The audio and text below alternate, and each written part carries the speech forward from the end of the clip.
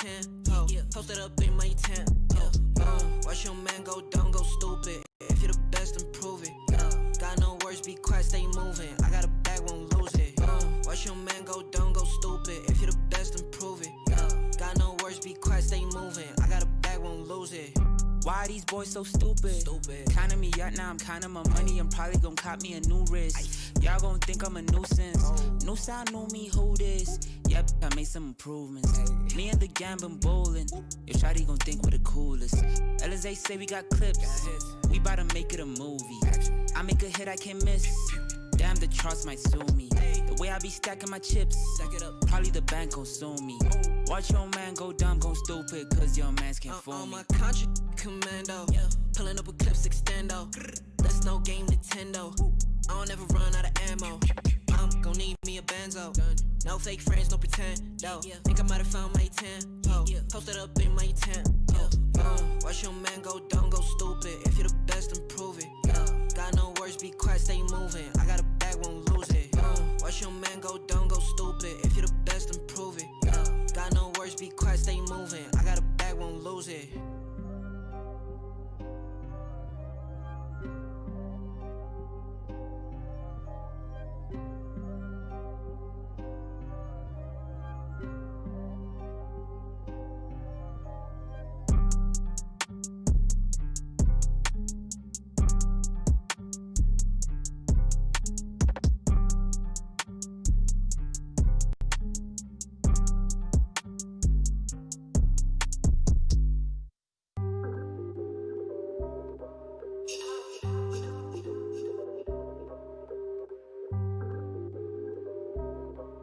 Yeah.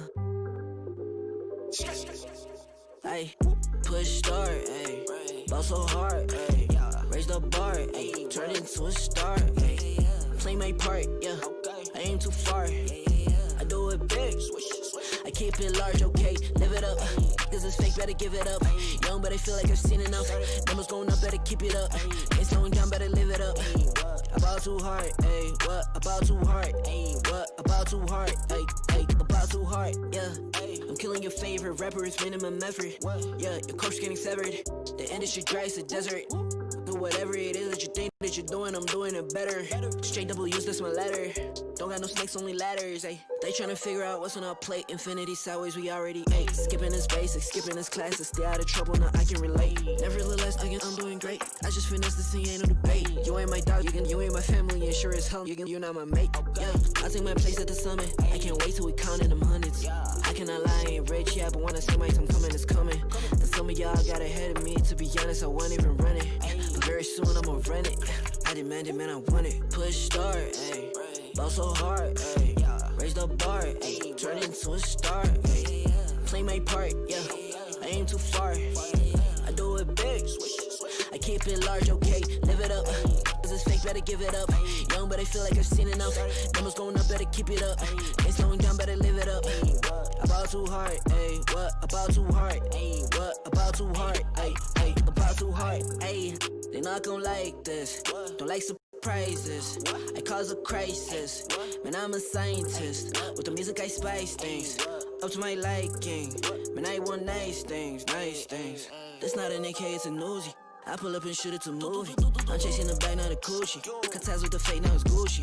Word of my niggas from the 021. You count 6 shots and I count 2 guns. Some people still think I rap just for fun, but soon they look up to me just like the sun. Yeah, you can come over here.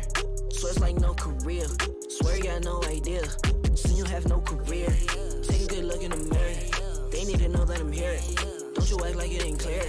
Yeah, push start, ayy. Ball so hard, ayy. Raise the bar, ayy. Turn into a star, ayy. Play my part, yeah. I aim too far. I do it big. I keep it large, okay. Live it up. Cause it's fake, better give it up. Young, but I feel like I've seen enough. Numbers going up, better keep it up. Ain't slowing down, better live it up. About too hard, ayy. What about too hard? Ayy, what about too hard? Ayy, about too hard.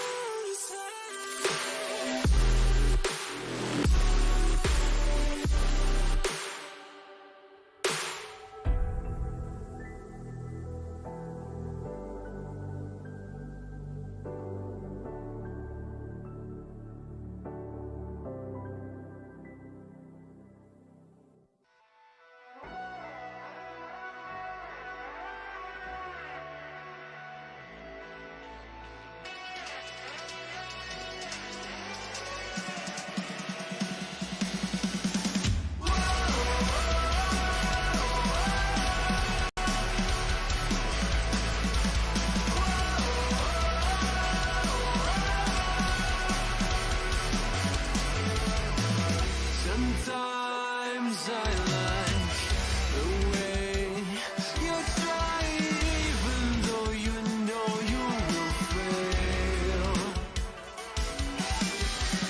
Sometimes I give you hope before I take it all away from you.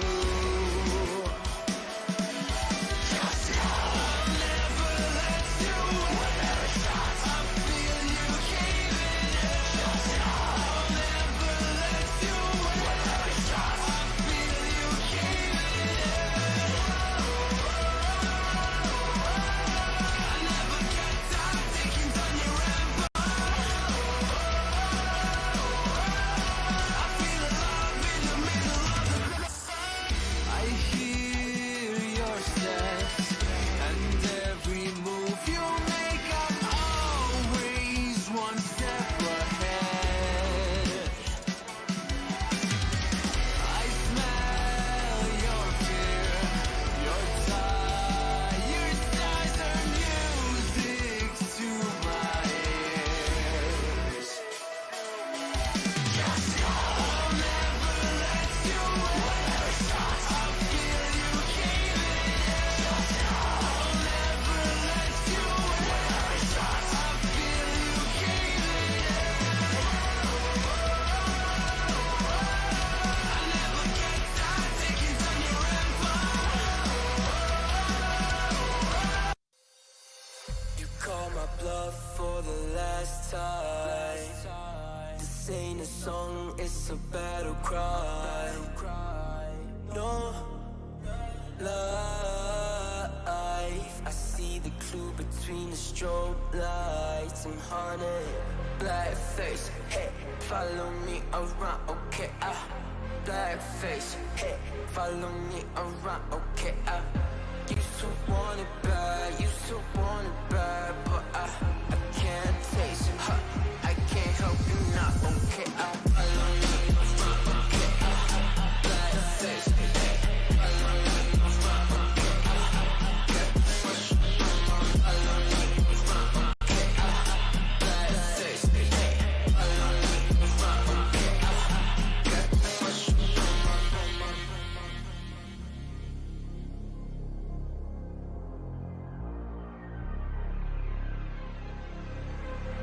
Got too much up on my plate. With the right CPU, you can turn any game from familiar to phenomenal. Unleash the potential in all your gaming with Intel 10th Gen processors. With its optimal balance of threads, cores, and frequency to deliver elite real-world performance, only Intel can bring Marvel's Avengers to life with in-game PC optimizations. Supercharge your Marvel's Avengers experience with Intel Core i5, i7, and i9 processors.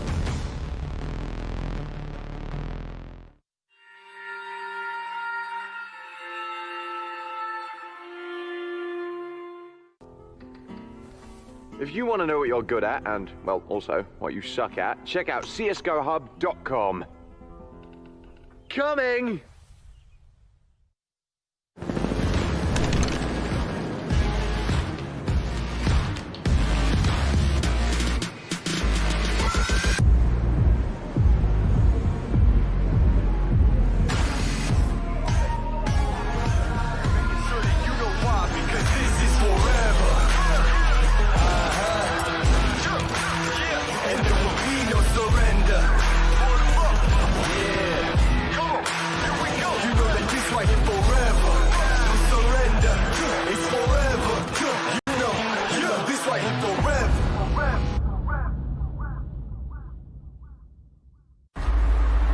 The stage is set. From your home to the arena. We proudly support the living room champions like we do the champions of the world. Providing you with the best tools in your pursuit to be a star. Euronics, official electronics retailer of ESL Pro League. Everybody loves an underdog. Who needs to be liked? Mountain Dew Amp Game Fuel. Victory in a can.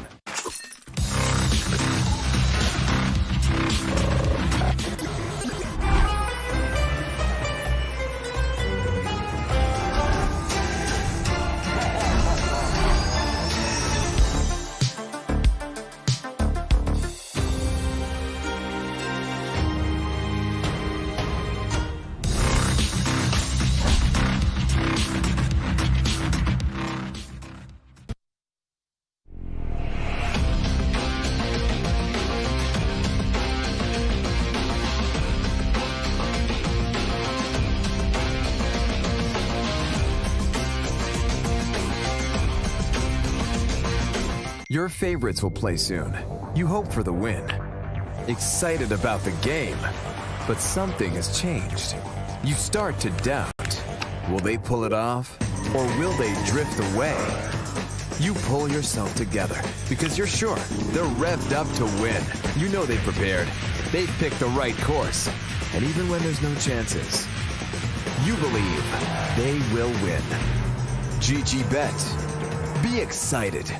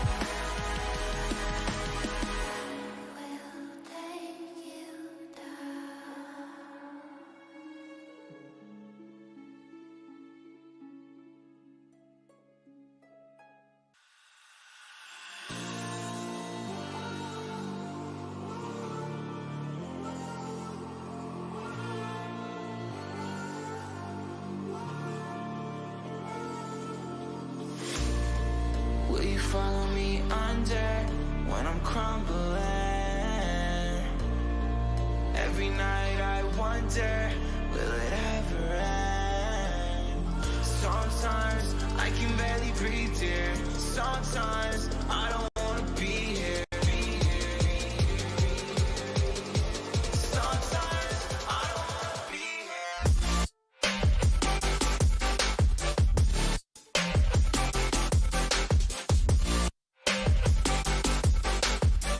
Sometimes I don't wanna be here.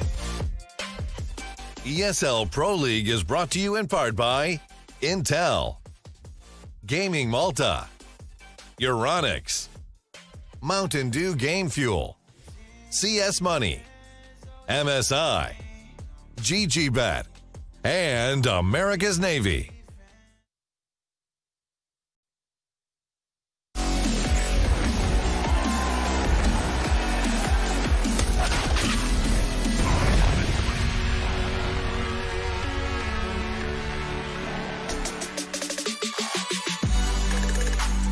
The home of gaming excellence, you're damn right. www.gamingmalta.org. And of course, that does bring me to my next reveal, which is going to have to be the ESL Pro League Season of 12. We get ready for another matchup here, and that's because we're in the playoffs. Ladies and gentlemen, Mousesports taking on Ence. And for us, we are just a bag of tricks. Let me tell you, my name is Trace. Of course, alongside of me are going to be Harry and Hugo. How are you guys doing today? Pretty good, Trace. Where are you? I can't see you. Oh, there we are. How's it going, guys? Didn't know if you'd see me there or not. Is that cool? Or that was impressive. Cool. Yeah, man. See, I can just kind of like disappear at any time. Bye. Actually, this is perfect, Harry. Me and you on the desk. We don't need Trace. We can just have his voice. No visuals. Check this out, though. Hey, Harry. Far improved.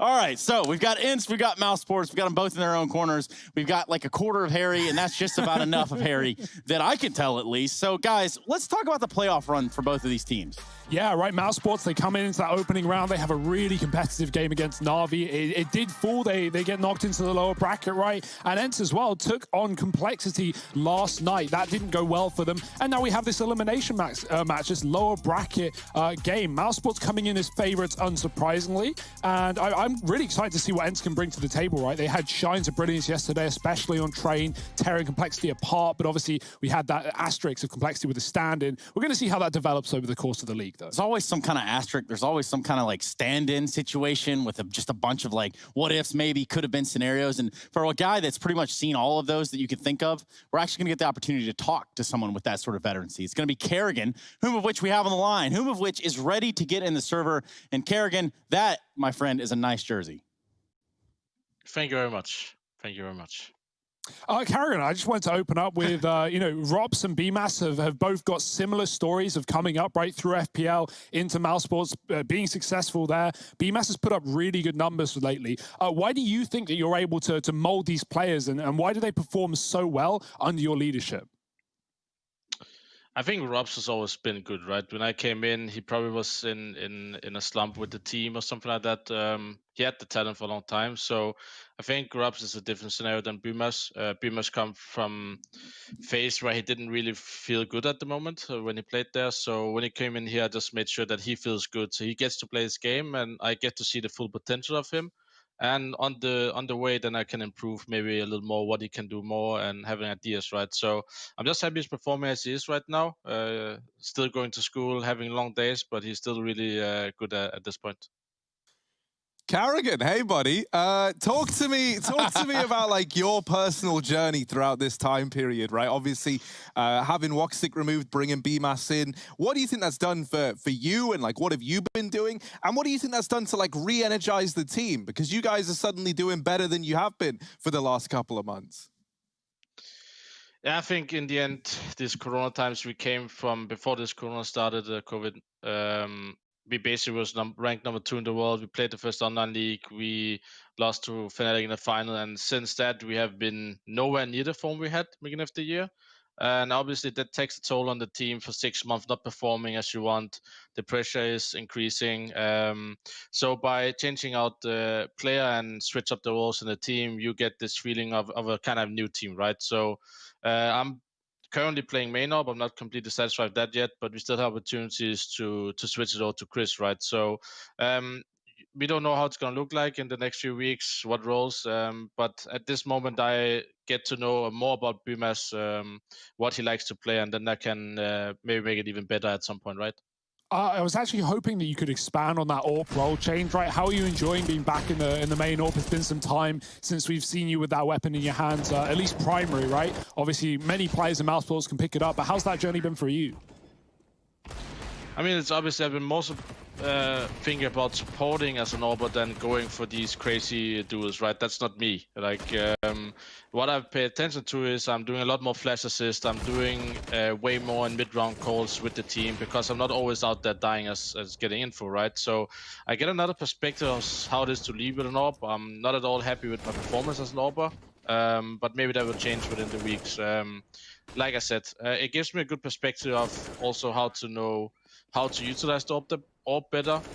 In the end, I couldn't get enough out of Voxic, the way he liked to play, and that was obviously an issue all around, that we couldn't make our star AWPer play really good. So right now I'm just trying to figure out what I need to do when I go back into my normal role, what I can do to make the AWP shine even better. So this is a part of testing plays, and I feel like with so little practice we have done so good so far, but I still believe there's more to come in this team. Hey, Kerrigan, you know, there's like a bag full of questions up here for you. And honestly, I need to let you go, but I just want to get one more question in, you know, because sometimes you got to stretch the limits. Kerrigan, you're playing against Ence today. What do you think about where Ence is currently and kind of the road that they've had up to this point? Honestly, I haven't seen much to Ence lately. I feel like they played really good in the beginning of this Pro League. So it was kind of surprising to see them in playoff. That means they have worked really great as a team when the season started. So I'm expecting a really good game, and they have two AWPers who is really aggressive. So we need to shut that down so we can play our game, and that's what we're trying to do today, right? So not let them play their own game like Edo likes to do. Hey, man, we're going to let you get in the server. Appreciate your time, though. Thank you for stopping by this here Analyst Desk thing. Thank you. Ciao. All right. You guys cool, or? Yeah, man. We always get such good answers. Yeah, that's the thing, right? I got a lot of reasons to like a guy like Kerrigan, and one of the biggest ones is that whenever he's in here talking to us, I feel like you get a really good sense of where the team is at. And he's not someone who like says a lot of words but doesn't give a lot of substance. You know, it's like he really hits that balance of like telling you a lot about what's going on, being very, very honest with where he thinks the team are at. And I like the answers that we got out of him. You know, saying that it is right now still like this work in progress, and he thinks that they're not anywhere near the limit, and I'm inclined to agree, right? This team in this iteration hasn't been together very long at all. And for someone like Bimas, where you don't even really know where his skill ceiling for someone like this lies, right? You don't even have any indication. It's actually a very, very cool thing. The fact that Kerrigan is kind of taking this time now to figure out how to get the most out of him, because we know that hasn't happened in teams that he's been in before. Well, the team that he's in now is also fielded a player, and we just spoke to him about it. I think you call him Bimas. I think you call him Bemis. No, I think we just say Bimas. But I mean, you guys call him, you know, whatever you call him. We're going to talk about him as our first player to watch here by EpixGG. Yeah, he's been insane recently, right? Like, just numbers alone. Like, obviously, when we saw him in FaZe, he wasn't in the roles he wanted to be. He didn't have a lot of time to prepare. We saw the results there. We know what the situation FaZe were in, not a great one. And so coming into Mousesports under an in-game leader that has done this before, that has taken Rops from FPL and helped him become great. As Kerrigan said, like, Rops was, don't get me wrong, Rops was sick anyway, and so is Bimas. But, you know, having an in-game leader that can help mold you and show you the right path is certainly valuable to such a young guy like Bimas. Now, for Bimas, it's still a little bit of a learning curve. I mean, we're talking about a player basically on his rookie year at this point. Yeah, and that's the thing. I think taking that into account, he's looked really, really good. And I tell you what, for a rookie coming up, I don't think you could find yourself in a better team. Yeah. Not just because you've got a really capable IGL in Kerrigan, but then you've got Rops, someone who's embarked on that process before, and someone like Frozen, who have all been in these similar situations, who can help build you up even further. But now I want to talk about my guy. I want to talk about Sergey, right? I feel like there's a lot that you could kind of parallel between him and Bimas. That's why I like that we've gone for these two as our guys to keep an eye on, right? Sergey, in that series the other day for Ence, was looking really, really good, especially like getting these entries, getting them into rounds. And even then, he was closing them out quite a lot as well. He really did feel like the impact player. And it was really, really nice to see because, you know, with Yampy being in this squad, I feel like a lot of the attention is on him. I feel like also Alu is soaking up a lot of the attention right now. And so for Sergey to be delivering these like vintage performances is actually really sick for Ence. And that's what they're going to need if they want to keep making this playoff run happen. Sick for Ence or tense for Ence? I mean, honestly, you got to look at it from one way or the other. And with these map vetoes flying in here in a best of 3, that is something that you should consider. Hugo, we know what maps we're going to, but do we? You clearly do, judging by that sentiment, Trace. Why don't you take us through these? Why don't you? All right, is that what you really want, though? Because I have no problem doing that. I mean, looking at it, I'm thinking that our first map is going to have to be Nuke. No way. Probably followed by a Mousesports CT-sided start on Train. That's going to leave us with that ever-coveted Inferno as a third map. But honestly, you just have to look at, you know, banning out Dust 2 and Mirage. You just got to get them off the table for both sides of the coin here. Yeah, the danger obviously is like Ence, really good Dust team, really good Train team, struggle pretty much everywhere else, like at least from the results we've seen recently. And as Carrigan said in that interview, like not paying a lot of attention to Ence, and I think that's a really good point. They're a team that slipped under the radar, right? Coming into Cologne, we had, you know, no Ence, and so in Pro League, no one was preparing for them, no one was expecting them. They make a great playoff appearance here, but can they make a run? I'm not sure. Speaking of runs, I'm making one on this prediction graphic, nowhere else. But obviously, if we talk about the prediction graphic, we got 2 Mousesports believers.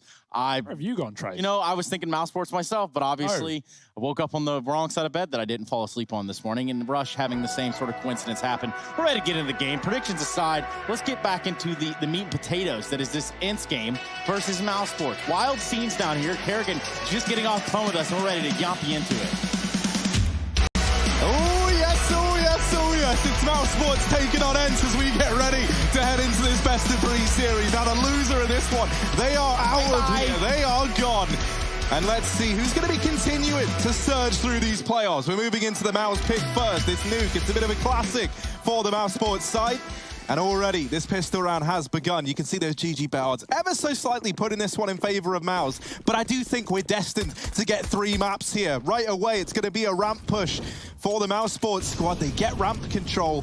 And now what do they want to do with it? It looked like maybe there was an intent to go heaven there, but they decide against it and start to move down the ramp into this B site. Aerial dropped right away. And so that man advantage taken for Mouse. The Hell Molly missed, which allows an earlier rotation. You'll notice Rops is still in radio, waiting for that B drop. 3 on the double doors. BMAS got to hold strong. He's got Frozen by his side, and Frozen gets overwhelmed. BMAS is still tucked here, trapped in fact, but Carrigan's come in for support. Ence, clock's ticking against him. The jump dead from BMAS. He's on 4 right now, looking for the ace. Alu shot in the back. Rops on the late lurk that we talked about, and that's going to be Mousesports finding a fast first round. Yeah, and then for Ence, you also have the news that broke that is Twista going to the analytical role and them looking for a head coach. So obviously things morphing, taking shape. And why would that be, Harry? Well, you know, few coaches took it upon themselves to start playing Cypher before Valorant was released, obviously. and then, yeah, naturally, we tried to get rid of them, and they all just stuck around doing something different, didn't they? So you love to see it. Here we go. We got the AK over here on Rops, taking a peek towards outside. And moving in, it's the rest of Mousesports. Down through Secret, they charge. And when I say charge, I mean 1 guy did, but the other 3 is sneaking. And this is very, very purposeful. If you're Ence, you've only heard 1 guy running. And, you know, while you've heard that, you're probably thinking, well, if their intent was to go secret and we've heard 1 dude running, they'd probably all be running. So you're not going to heavily rotate down to this B site, because as far as you're aware, there's 1 guy here.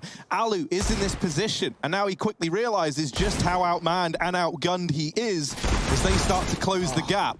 And so this B site almost belonging to Mouse. There is still aerial, but they make quick work of him. Now they've got this control, and there's still Rops holding this outside play. Now, ooh, that's clean. Oh, that's clean as well. He makes quick work of the Eagles. Does old mate Rops, and while Yampy does get that kill, likely just going to have to hold on to the AK. But Mouse, they really don't want to let him. They hunt it down. I like the pace that Mouse are already setting in this T side, right? Those MAC-10s running and gunning. Chris jumping through double door. BMAS with the double E, always entertaining where a player opens door, closes door, opens it back up, and catches the player in the site. And here's the 4K from BMAS in the pistol round as well. He just lit up the first round. Well, Bemis doesn't want to be Bemis, does he? Harry Russell. And of course, Eduardo Byron. That's what they call me. Also known as Eddie. Yeah. Eddie Eduardo Byron. Byron'sford. Edwardshire, yes. Right. Born and raised. Some even say bread. I'm gluten-free. Okay. You put butter on that or what? Don't really know what gluten is. Don't know what the rules are with that. Yeah. Harry? What? Exactly. Full eco now for Ence. Mouse is setting up for a top here, and there are 3 players here, but again, only USPs. Yampi on the Deeg. This should be a quick affair for Mousesports. Ollie pushes off a player. Ali falls into the waiting arms of Chris, who gives him a nice quick hug of death. Just a little hug. Oh no, they didn't even realize. They thought the site was clear. Yampi had a chance, but missed shots in the back, and they will strike back. We should stop yamping around. Guys, right now, there's one guy on Mousesports. There's one guy on Mousesports who could do it, you know, and feels like he's all by myself. You get it? By myself. I don't know what was worse. It was like nearly there. It was right, of course. By myself, you know, all like by myself. Yeah. You know, sure. I see. Look, man, I've never once done something like that, and I'm glad to know that the joke just really landed. All right? It did. I thought you stuck the landing, like you know, like a rock falling from outer space. Yeah, man, and no one sticks the landing like those guys. Right? I mean, they really plant themselves in there. You know, like. All right. So we got this little pause coming to a close. It's nice, it's quick. That's what we wanted. Nothing worse than you get into a series in the playoffs, everyone's excited, and then boom, it's like, oh, take pause. Well, actually, what I learned was that there was a player that was a little choppy, Hugo. Well, should upgrade that. Yeah, it's not Bemis, it's Bemis. And to be exact, we are back into the action now, just as fast as we got there. Oh, fast smokes again. Mousesports, this is just a terrifying pace. Obviously, they're still on bonus, so they actually have double SMG still, but if they can continue this into gun rounds, this could be really annoying. Carrigan takes quite the beating, getting down B. Rops lurking ramp, it's open for free. That ramp player has dropped. It's Ariel who's tagged up, so Rops has free real estate. Ariel, if he opens the door, he's got players' backs turned, but they're going to cross the window. Frozen with the entry, catching rotations down through the B-bomb site. Chris with another as Ariel comes in a little bit too late. And all this time, Rops is still working his way up towards heaven. Yampi, if he doesn't drop now, he's going to get dropped from above. Bomb plant for Mouse, and almost no way you can lose this one. Yeah, and I would say that's especially true, considering it doesn't even look like Ence are considering it themselves. Both Yampi and Alu will tuck tail and save. Brings me back to my next question. For Harry Russell. Phew. Yeah. Harry, did you watch any good television programs last night? Yeah, man. I watched like this... like these two old guys kind of like yelling at each other for about an hour and a half? It was pretty cool. Pretty sick, really. By sick, I mean disgusting. Sick is definitely the word I would use to describe it. Of course, talking about Trailer Park Boys. That's what we watched. Yeah. Mr. Leahy versus Ricky. Yeah. Well, no, even those guys I would have trusted more to lead my government. But anyway. Ence had no points of rotation there, right? You know, ramp was conceded, Robs took it, Aerial drop B, double vent dive, and Frozen's just waiting there with the Mac 10. Not every day you see that.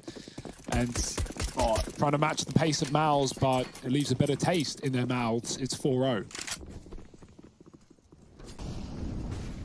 I did not see you pulling that one off. You go, licking his finger now, sticking it in the air, looking for the wind. Looking for the wind pressure. Barometer broken, of course.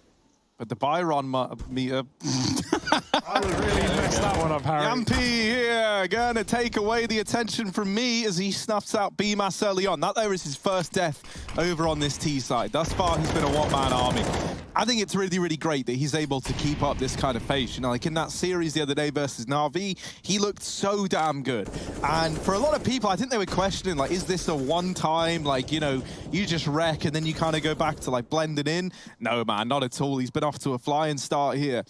And it is really nice to see. You know, when we just spoke to Carrigan in that interview, he said it kind of is like reinvigorated the team in the sense that it feels like a new team. And that's a really cool idea that Mouse can start to step up. But this A play could get decided by Sergey in the hut. Chris J gets the better of him, and Frozen there to trade that kill out.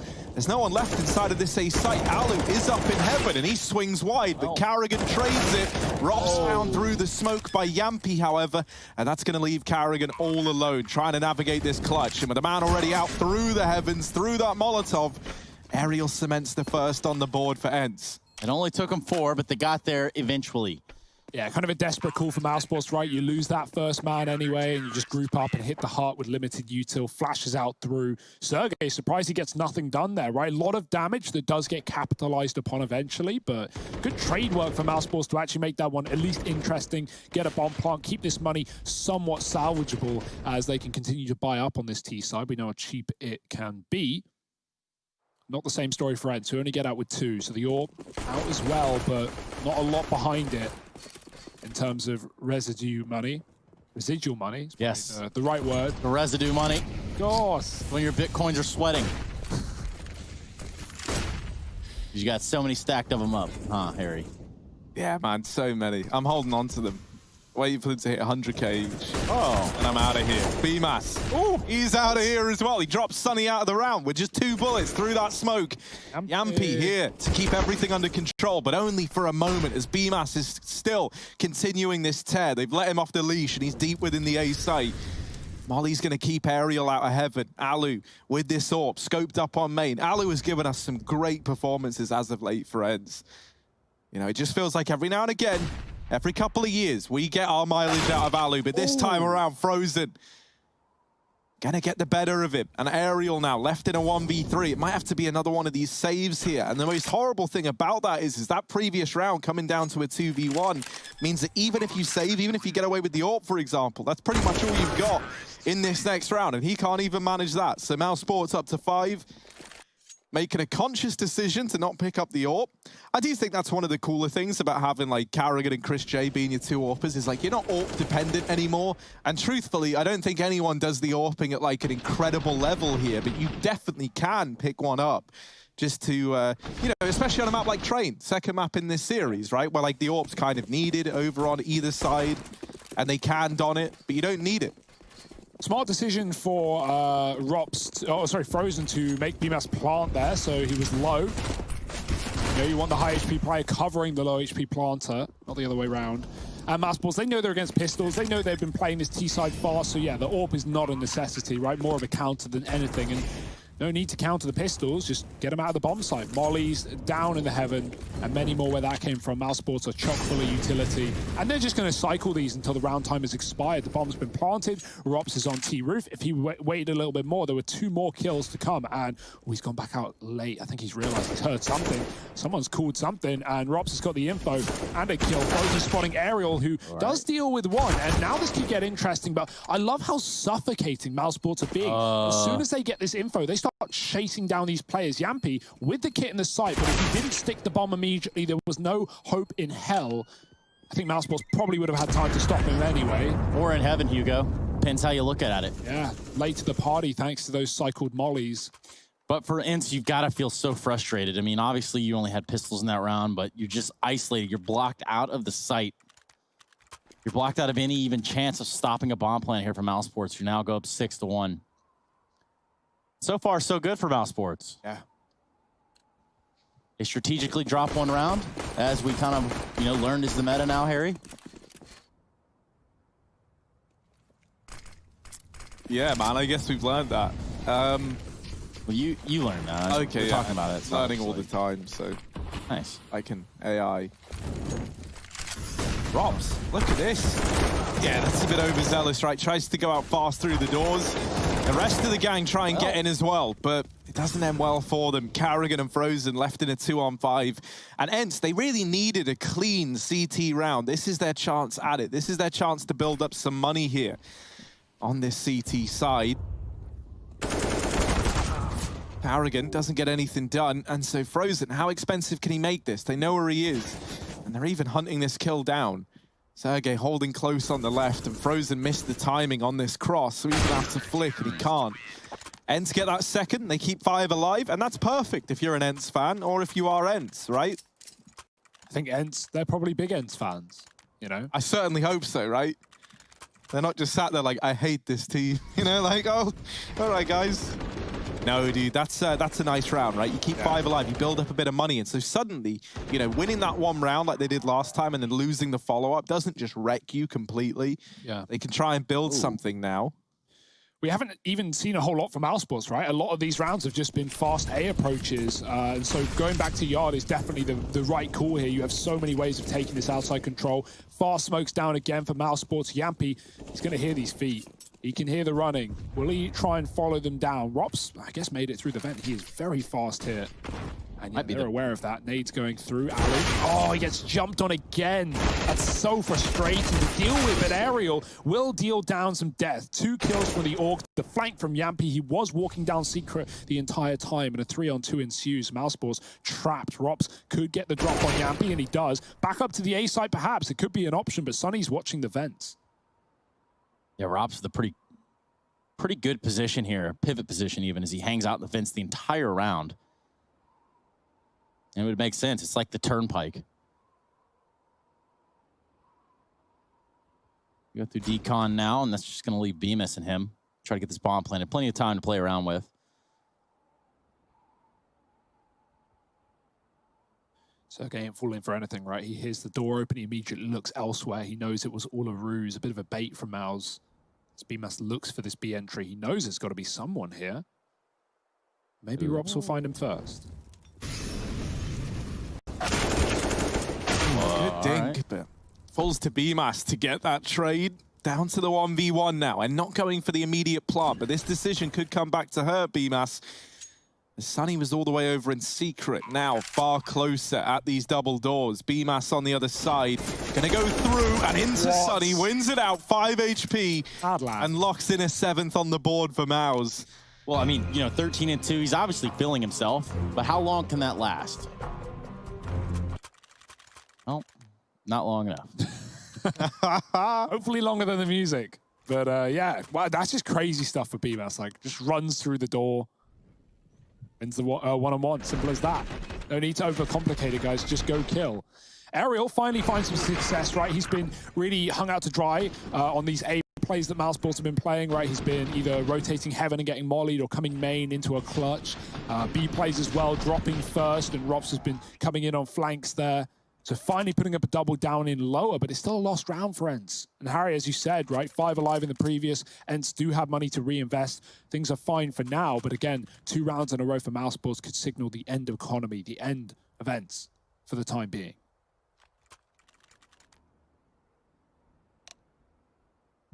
You can't kill Ence like that. They're enchiladas. Not to be confused with enchiladas.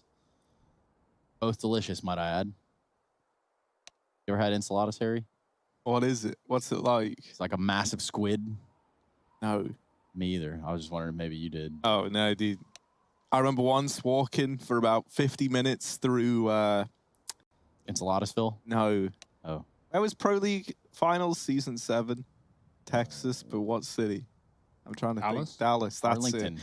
I walked They all say the things are bigger in I walked all the way obviously. through Dallas for 50 minutes to go to apparently the best Mexican restaurant, and I got there, and then I tried to order a drink, and then I remembered you had to be 21, and I wasn't at the time, and so they wouldn't even give me one, and I was like, well, I've just made a right mug of Did you myself. go by yourself? Here. Yeah, it was pretty lonely. Oh, this is actually a pretty sad story. Yeah.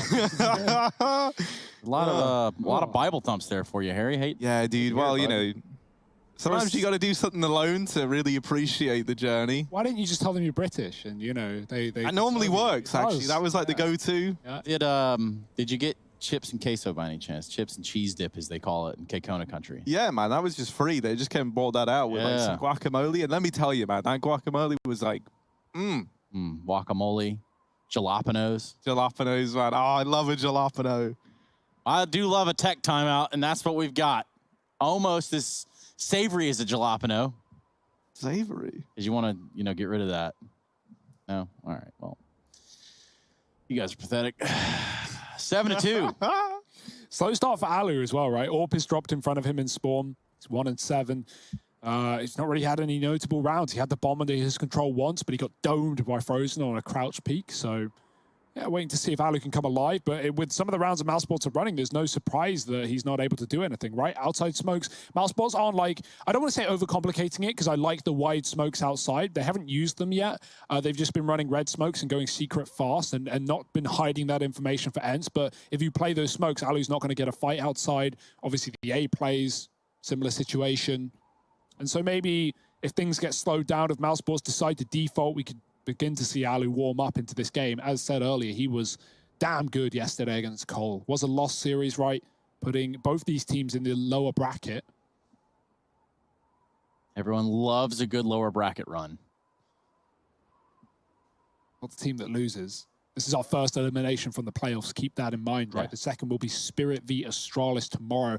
Now, you know, obviously Spirit pretty good. Astralis also pretty good, but they got domed. They got destroyed by Heroic just minutes ago. And so if there was any time for Spirit to perform the upset of a generation, it would be tomorrow. Coolest thing about that is that on both maps, Astralis got off to, I think it was like a 4-0 and then a 3-0 lead, and then past that managed to get 3 rounds. So essentially get like 16-3 from that point onwards. Yeah, man, no, that's sick from Heroic. And, you know, Pro League's really heating up to be something to get very, very excited about as we get deeper and deeper into these playoffs. But this tech timeout has come to a close. We're ready to head back into the game. So let's see what Ence can offer us in this very important round for them. That economy teetering on the edge again. Mousesports gonna head outside with these smokes. BMAS. Full send for Frozen. Behind them, they do send, exactly, Trace. They send Frozen aggressively into Secret. Very, very loud about it as well. Rops has opened up at this A site. And so an early advantage taken. Now that might spur Ence on to try and reclaim some lost ground, to try and make that sacrifice of Sunny worth it. A take would just be free real estate, right? Yampi's dropped B. He's confirmed the fact that no one has come into this site. And Aerial is yet to leave ramp as well, which has been a pretty consistent factor. Mouse are faking A. Will that draw Aerial away as they set up for this ramp execute? Frozen still patrolling lower. Alu's holding on, maybe changing their mind, maybe going back into this A site. It would be a right call right now, but Alu's dropped BMAS outside. Frozen coming up from lower, and Alu's ready for it, right? Yampi's made the call that no one's pushed past him. Alu looks away, and Frozen comes round the corner. Couldn't get better timing than that. Just Sergey on the site. He's got to do everything. Oh, Yampi in with one, but that's it. And so now Sergey, you mentioned him, but Chris J dropping through the vents with that bomb. Going for the B plant. Rops has really got to deliver here on this wrap round in towards hell. There is a man in heaven. Rops is going to hear the drop. He knows what's going on now. Is he going to try and flank them before they get to the vent? Looks to be the case, and the fact that they've gone slow allows Rops to get both of them. Wow. 3 in the round for Rops and 8 on the board for Mousesports. This is why, okay, right, so this is the dream. When I saw that BMAS was joining Mouse, I was like, all right. In my mind, the more like young, malleable players that you can put around Karrigan, the better. And this trio of Frozen, Rops, BMAS, is one that could be great, especially with a guy like Karrigan at the helm. And right now, all 3 of them are delivering in spades. There's 33 kills between those 3 players. And Chris J and Karrigan haven't had to really do much yet, which is a treat to see. They try and go fast into this A site though, and Sunny, good for 2, but the trades are in. And we're down to a 2-on-2. All in all though, this is a nice try from Ence. They've gotten it close. But is that gonna be enough? It's Yampi left in a clutch. They know exactly where he is as well. Re-smoke coming down. Oh dear, he's found some smoke kills before, but Mousesports will not allow it this time. Backing up, deep molly as well, denying him presence and getting that plant. Hell of a round for Sunny to put up 2, but it might all be in vain if Yampi can't find kills here. Crossfire between Rops and Karrigan. Oh, nade is good. Yampi walks into it. You know, when you try and escape a nade and you instead walk towards it, closer to it. Happens all the time. Yeah. And Yampi spamming back only calls for Rops to shoot through the smoke, and Mousesports find 9. Now, I didn't catch the first map of the series between Mouse and Na'Vi. It was a really competitive series. The last 2 maps going 29 and 30 rounds. But Nuke was a 16-5. Mouse wrecked Na'Vi on that opening map, and, well, boy, am I seeing why. This T-side is excellent right now. They've got great depth. he's not afraid of going for these A plays and trading effectively every single time they do. Deep molly behind the site. Carrigan triples up in the round. Yeah, and you wonder if Ence saw that, you know, if they're thinking, oh, well, maybe, you know, we'll play Nuke and we can take him on Nuke, or we'll give him a shot. Oh, there's that sound we all love. But this time it's of the tactical variety. And while Bemis hasn't slightly cooled off just yet, Rops is joining him, Frozen's joining him. The rest of Mousesports doing what they've got to do in what is a 9-2 route so far.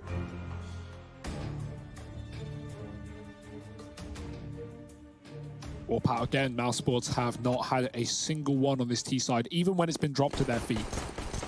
Not interested. And no reason to change that. 9-2 up on this T side, and back to the outside smokes as well. This time not crossing heavy behind them. Frozen will be lurking, but Ariel, he's crossed the secret fast. No one's going to silo to stop him. Robs quick on the ramp. Yampy has got the M249. I got Yampy, man. I always knew there was a reason I like this guy. He buys up the M249. Now, a lot of you know I've been calling for that gun to get used more and more. Harry, the big question is, was that a misbuy? Sonny's got no armor M4. I don't even know how he got to this point. Of course that wasn't a misbuy. Yampy. It's a rage buy. The national hero of Finland. Ah, yes. It's a all right gun. And remember, the Negev is banned. So that, you know, M249, the saw down the ramp room, it's got potential. Maybe we'll see it come to fruition someday. So far, so good for Mousesports. They set their sights over here on this upper site. Alu taking a peek from upper. And it's left Kerrigan in a precarious 1v2 that he's going to lose to Ariel. There's that M249. If there's one thing we can draw out of conclusions from that round is Ence, they buy an M249, they win. They win, yeah. Simple as that. So let's see if they get another one. Well, they can't. That's the sad thing, right? It is ludicrously expensive. But I'm telling you now, if that gun was $4.5 grand, I think it's used more. Yeah, I don't know if it was like purposeful or if it was a mess, right? Because Sonny had a no armor M4, which is actually a real problem at the back of the site. He got immediately aim punched through the wall. We can look at the downsides of buying it all day long, or you could look at the fact that it was here in the first place. You know, don't gift M249 in the mouth. That's what they say. Yeah, basically. I mean, I carried one in the army, and you know, it wasn't that fun. It wasn't as fun as playing Red Room, I can assure it. Yeah, you know, there's just something about a bunch of ammo on your back and, you know, trudging through the mud with that thing.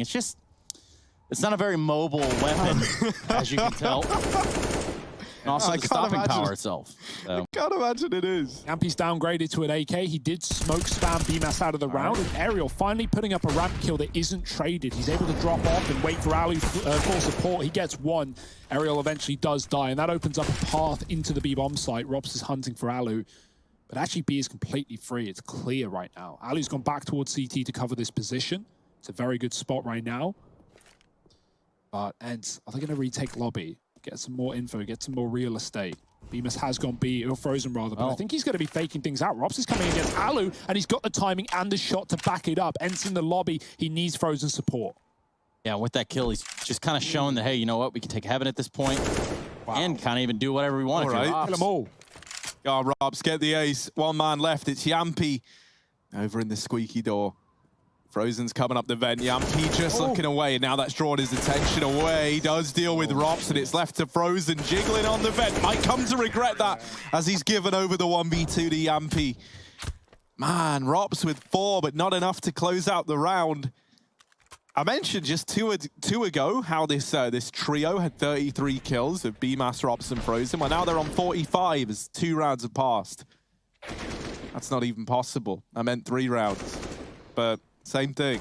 Numbers are hard, but not for Robs. Putting up 4 in the round and still losing it. That's a nail-biter. Yeah, it's Frozen playing on the vent. Yampy with a 1-on-2 as well, right? Like, he was a bit quiet yesterday. I don't think we really saw the full potential. At times, he wasn't even AWPing. It was Sergey AWPing over him, right? Him and Alu with the double AWP. So, yeah, there's some questions. Yampy, quite the arsenal of weapons, though, as we've already seen in this map. Carrigan with the wide smoke. So this is what I was waiting to see from Mousesports. A little more depth to the outside control. Crossing behind Garage. No AWP for Alu to put a stop to this. He's playing lower now. And that means Yard is complete free real estate. Mousesports can go wherever they want. Yeah, for Mousesports, you're talking about that free real estate. They do often find themselves in situations like Robs down in the vent the whole round. We got Kerrigan, who's already in hell right now. Can wrap on these players and ramp. But look at him go. Oh dear, no one in this A site is even considering heaven. There's 3 that Carrigan could get right now, and he does jump the gun, but in with 2. And there's no jumping out of this one. Now, there is a double from Sergey, but Carrigan is in with all the kills, now turning his attention back towards heaven. He is just locked in this round for Mouse single-handedly. He's on 3 already.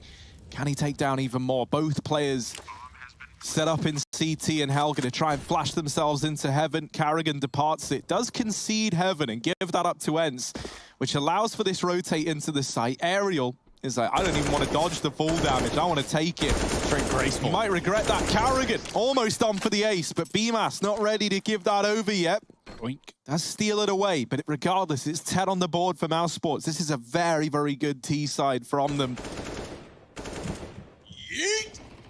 Said Ariel, coming in from the heavens, and maybe that extra damage was a problem, right? He was sprayed down. It wasn't an immediate headshot, but it's not looking too deep. Right now, surface level, Mousesports, damn good. Last round of the half, though. No M249s are coming out to play today. Sag. Back he goes. Oh, Mag 7. Hello. Oh, it's messy. Oh, dear. How does Rops. Ali win that? No idea. Rops now retiring after today. I never saw it coming. Carrigan in with 1, but there's a man pushed up outside.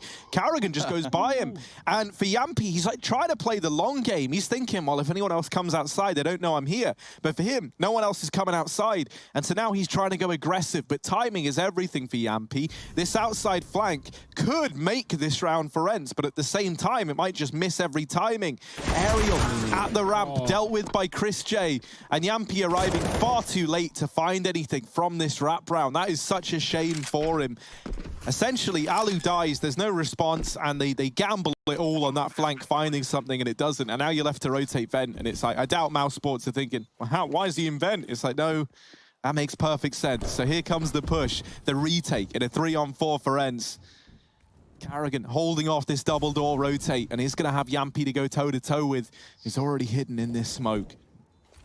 Waiting on the fade can favor patient, but Carrigan also delivering death. He's got 2. Sergey coming in on the double, and Carrigan's going to tap him out. Another 4K for the in-game leader, and 4, well, that's all the rounds Ence managed on their CT side. Let's see if they can pick things up and recover in the second half. Join us in just a moment.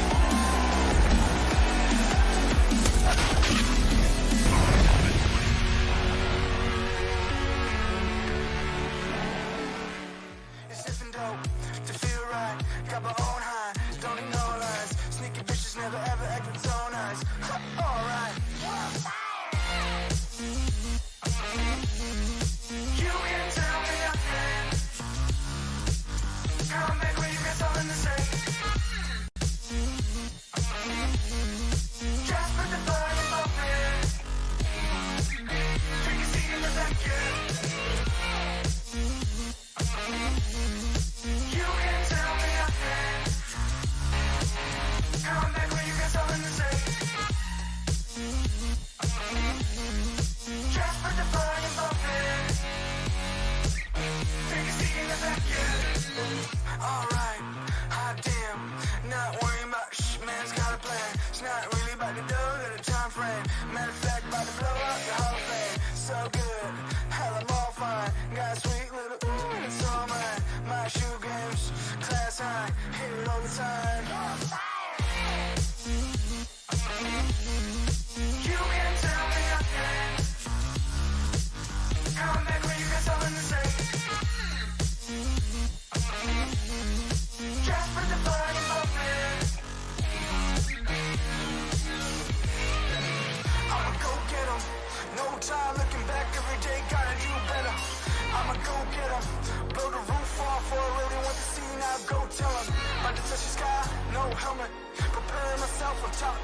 once. On my own, I stopped caring, cause they keep telling me. You can tell me nothing. Come back when you got something to say. Just put the fire in my bed. Do you see in the back yet? You can tell me nothing. Come back when you got something to say. Just put the fire in my bed. Do you see in the back yet?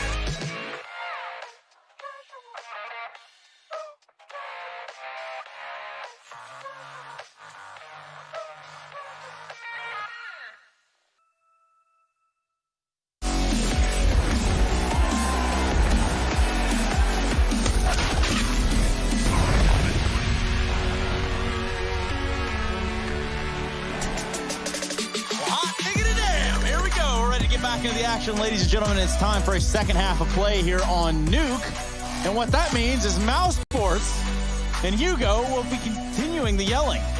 Go ahead, Hugo. Holy smokes, Trace. What an introduction. What an entry back into the second half. But let's bring down the tempo. I can never tell when it's a parody and when it's like the... that was a reference to earlier. I can see the pain on Trace's face. You'll see that come through in a few more days. We'll give it time. And Mousesports, they don't need no time. They're stealing rounds away from Ence in this T side. Now swapping and swapping over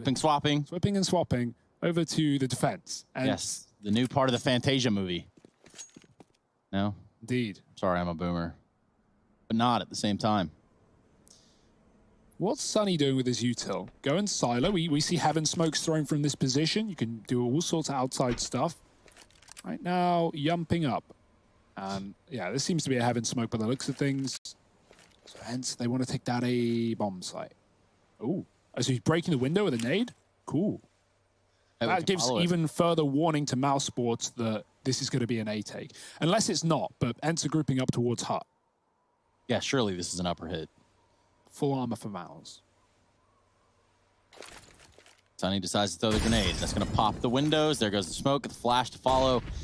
That might be just enough, and it's not. Bemis in sight, Frozen and Chris J getting the work done, and they just get their lunch ate right here in this upper site. Easy as that. Alu and Sunny devastated. Now just Sunny, 1-on-4. Oh, we saw the idea. We saw it was meant to happen, but my word, there's no accounting for individuals there. Chris J popping off, and that's going to leave Sunny all alone. 1v4. Bomb drop back in the hut. It's no secret to Mousesports where he can be, and they just triple peek him. Everybody swings and takes that fight. Now's on to 12. No bomb plant means that you can't even really justify a force buy here if you're Ence. I even love the way the Mouse play that 3-on-1 because the only person who's peeking main is Karrigan in upper, who's like wide, right? So in order for Sunny to even get a fight, he has to swing wide enough that he can see Heaven. At that point, the Karrigan makes contact, both Hut and Sight peek. And so Sunny's just stuck in the open, getting faced by 3. Like, he can't choose to fight one-on-ones. So that's a nice little safe play from Mousesports. Not a safe one for Ence, so they're going fast. Yeah, they went with the force, and that might be their undoing, honestly. The Chris J Org just raining down death. And that there is the round swept aside very, very quickly. So, yeah, you put everything into that round. What do you have to show for it? Well, you got 1 kill onto Frozen, and that is the extent of it. It's just going to have to be an eco again here for Ence, with a 14th round looming for this Mousesports side. With no utility, it might just be one of these rounds where you kind of, you sit lobby, you try and waste some utility from Mouse, you make it expensive. Even if you don't kill anyone, you try and force a lot of rebuys of util. And then you just kind of try and make something happen. Doesn't really have to be anything in particular. You just group up, you try and play a numbers game. Frozen with the flusher buy, USP and armor here into round 18. Insult to injury. And boy, are there some injuries on the Ence side in this half. There's watching the cross, Chris making a contact. It's just taps at the Org. He does some damage, suppressing fire. And Ence, fearful, scared, player above, seen. The shadow is up for Frozen. That's so creepy. You talked about Jeepers Creepers yesterday, and that's exactly what we're seeing right here. A little bit more blood spilled. Chris J just continues to pepper away with the AUG. Meanwhile, it's Rops doing all the real heavy lifting around here, getting all the frags. Oh, look at him go. Yoink. Ah, there's Jumpy. Or Jompy, as we say in my native tongue. Oh, Robs is so good. It's not fair. How is he allowed to play? What skin even is that as well? I'm so out of the loop with skins. That was a pretty sick looking M4. It's an M4 skin. I don't know what kind, but... Well, let us know. What's your favorite M4 skin? Or do you just have none? That's the question, right? Like, because I know if you do run a default, so, you know, we're going to have to wait and see. We got AKs out for Ence. Flash into main. Looking like they wanted to go for one of these fast A plays, one of these signature fast A plays with a main drop coming on through. Frozen going to hold on to main. And Ence, they've repeated the A play now. And it's never really looked any better than the first time. Yeah, they're like, guys, Mousesports took A like every 10 rounds in a row on T-Side. Let's give it a go. Yeah, we can do it too. Come on, guys. Everyone's gone. I doubt there's that much enthusiasm at a 14-4 scoreline, sadly. Well, they'll finish as well. Yeah, I was going to say that part is also probably a contributing factor to the excitement levels inside of said TeamSpeak or Discord. The question is, are they finished in this match? Or map at least, Trace? 3-on-5 right now. Yeah, maybe with one in. Might not be wrong there. BMAS with a grimy angle. Oh, a lot of damage, but... Oh, hello, Chris. How are you here? What have you done now, buddy? How have you broken the laws of nature to move in on this flank? Now, he is going to completely miss Sergey. It doesn't really matter because Frozen was there, ready and waiting for a hut push. The bomb was down on the B side. That round was done. And honestly, this map is done. Not really much of a contest. Not really much in it. I will say that with Train coming up next, right, Ence kind of reminded me of, like, big ages ago when they went on that, like, Mad Inferno streak back at the Major in Krakow, I'm pretty sure was that one.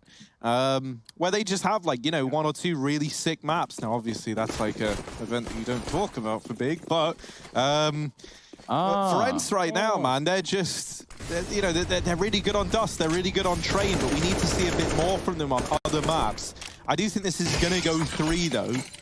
All the more credit to Mouse if they're able to get it done in 2, but this nuke affair is basically done, right? You're a man down, up against 15. You've got 40 a name. You don't have an M249? Of course. Biggest problem here. And yeah, the only worry is, I want to agree with you, Harry, and say, like, yeah, Ence probably should take Train, but the worry is, like, this has been like a bit of a classic Mousesports map in the past, and, you know, individually speaking right now, Mousesports are just besting Ence on every single front. Like, Rops looks incredible. I was about to list the entire roster, so I'm not even gonna. Okay. Mouse looks so good right now. We're not seeing much from anyone from Ence, right? Alu's been pretty quiet on the Orb, shut down and out. Yampy had a good first half, but no one's showing up on this D side, and it might be done as quick as you like it. Ariel running into the site. He's gone as well. Rops with a 3-piece to close it out. And that's Mousesports storming the board and starting a series off strong. Can they keep it going? Can they not? Ence out of the playoffs here in this matchup. We'll have to wait and see. Train is coming up after the break. You don't want to miss it.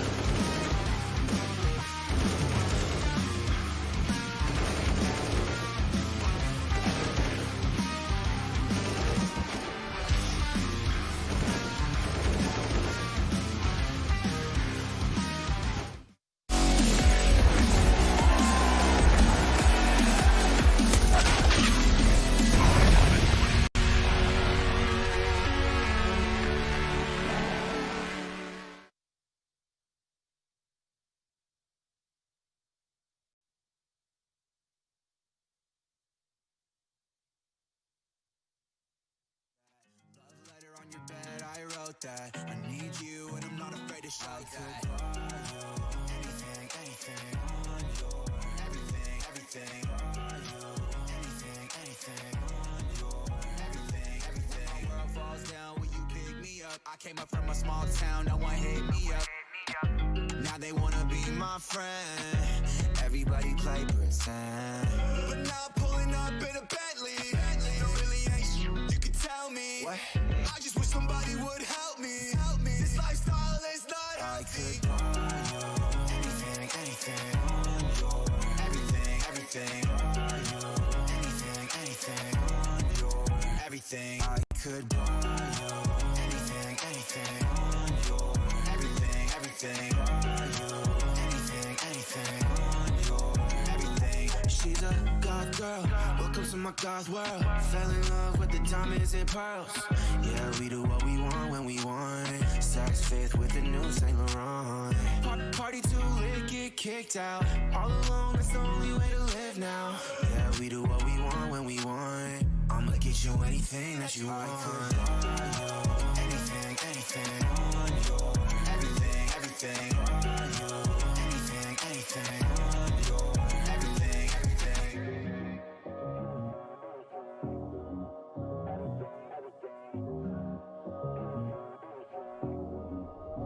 Yeah, I could buy you anything, anything on your everything, everything on you anything, anything on your everything. I could buy you anything, anything on your everything, everything on you anything, anything on your everything, everything.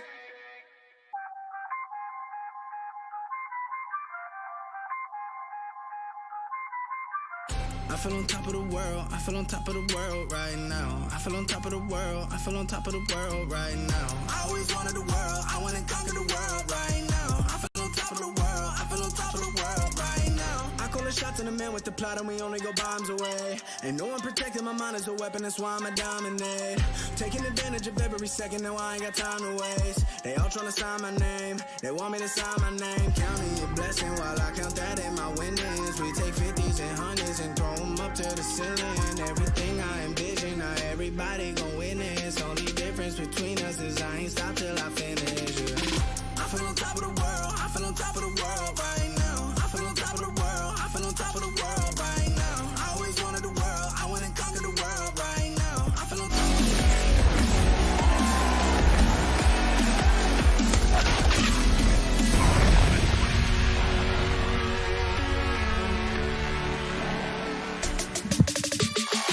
Well, Mousesports versus Ence, and you might not even believe that it started just yet, but it has. Don't you worry, fear not. Mousesports has shown up in a huge way here on Nuke. We're going to get that opportunity to go to that second map. But first, we need to put a ribbon on this one. We need to put all of things into context.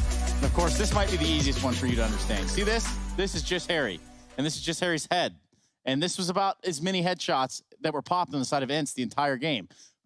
Not to mention the whole M249 thing, but that was just kind of like a cool side note. You look super cool, man. Yeah, they call him Harry Potter for a reason. Well, you know, they always talk about like how like the desk is just talking heads, and I figured, hey, why not full send it? Yeah, I mean, it looks good on camera. Couldn't even tell there's like a person underneath there. But Hugo, for all intents and purposes, talk to me about what happened in the demise of Ence here. I mean, how can you even answer that question? You know, one player got more than 10 kills in that map for Ence, right? Like, that was just a blowout for Mousesports. They had a great T side, a lot of fast A plays. I don't know what I'm looking at. Really good game for Mousesports. There's not really much to add there. And I like to think, and you know, Harry, potentially correct me if I'm wrong here, but there were a lot of instances of Mousesports finding avenues of approach to bomb sites or cutting off choke points on their T side that really did give them an advantage. They were always at the forefront of the fight, and they always had the flanks covered. Yeah, man, like they look so damn confident, you know. And when you do have that trio that we're talking about of Frozen, Rops, and BMAS popping off, it makes it very, very easy for the other two, and Chris and Carrigan, to kind of have a bit more freedom, you know. Like, you know, as much doesn't hinge on you in this round. You've got really, really confident players to open it up. They can also deal with the trades in amongst themselves. It makes Carrigan's job just feel a lot more easy because suddenly there's not really any pressure on him when it comes to executing these ideas that he's coming up with. And there were so many moments there where you could just look towards one of these players to close the round out at a moment's notice. So let's just be real here. Nope, never really happened for Ence. So what happens on Train, Hugo? That is a worry, right? Like, if you look at recent results, Ence have looked pretty good on Train right now, and they've had dominant wins over Cole yesterday, over AGO, even taking down G2 on that map, who obviously didn't make the playoffs inside of their group. So, yeah, this is a great map for Ence, but right now, what's worrying me is the individuals, right? Mousesports showed up in a big way.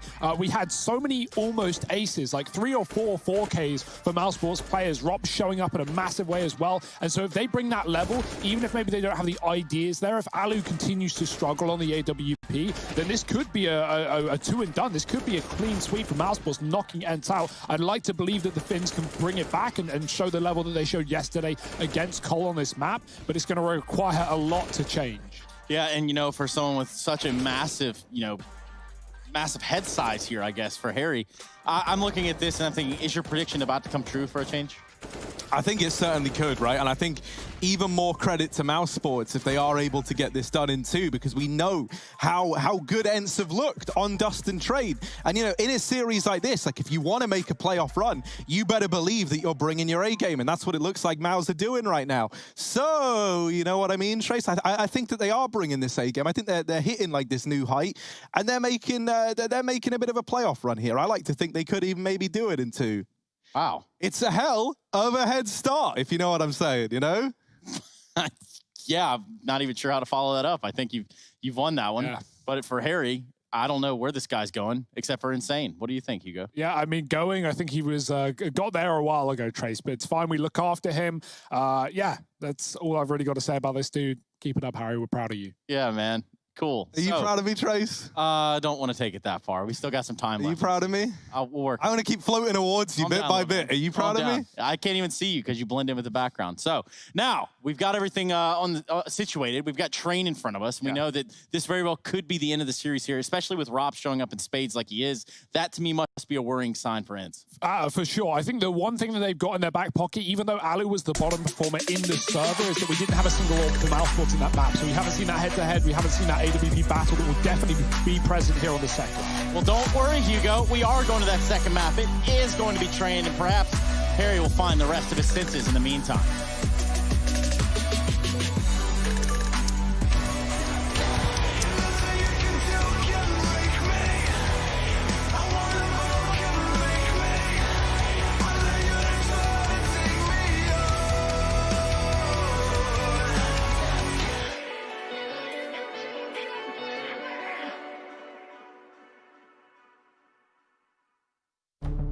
With the right CPU, you can turn any game from familiar to phenomenal.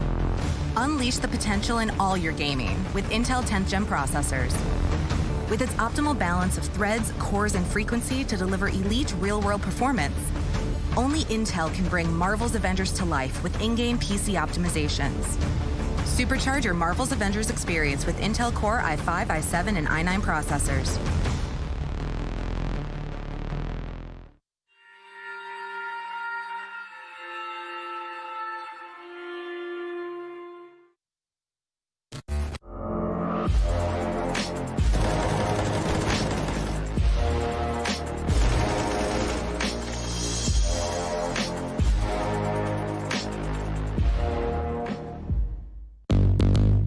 What's your style?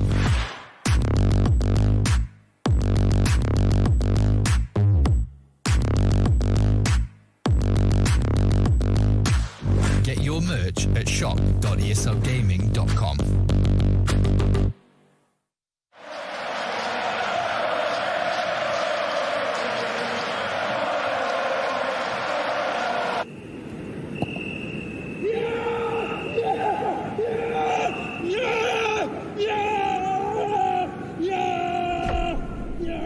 Start your esports career now at play.eslgaming.com. The stage is set. From your home to the arena. We proudly support the living room champions like we do the champions of the world. Providing you with the best tools in your pursuit to be a star.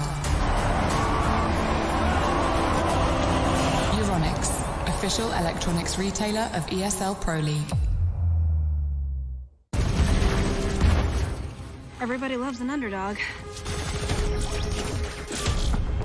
Who needs to be liked? Mountain Dew Amp Game Fuel. Victory in a can.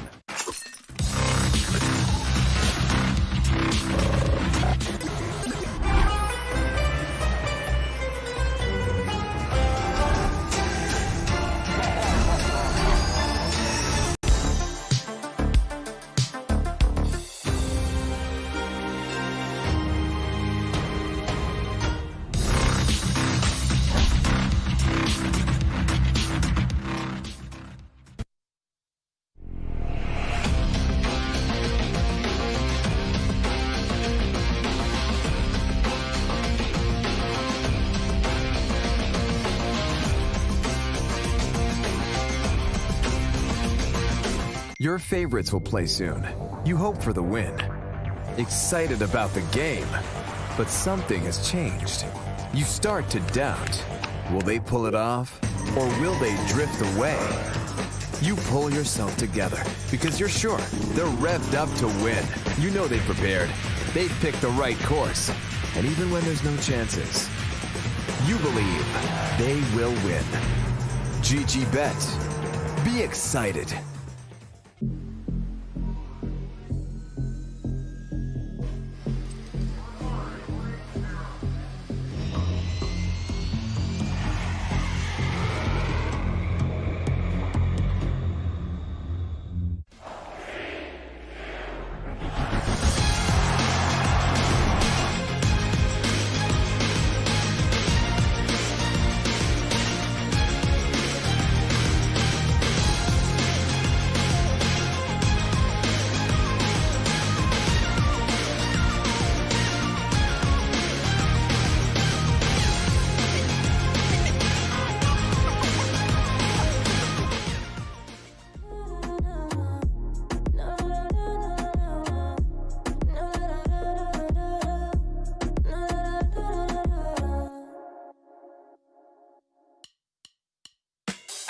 Pretend to like you.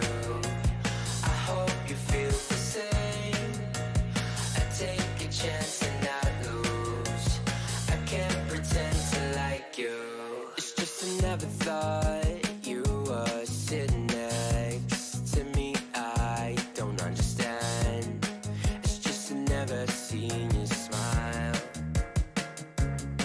You wanna make out, give me sex. ESL Pro League is brought to you in part by Intel, Gaming Malta, Euronics, Mountain Dew Game Fuel, CS Money, MSI, GG Bet, and America's Navy.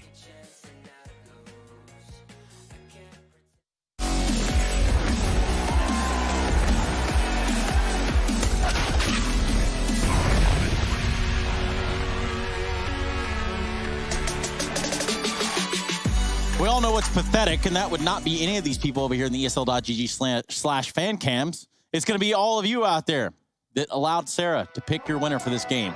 You should have known better. You should have done better.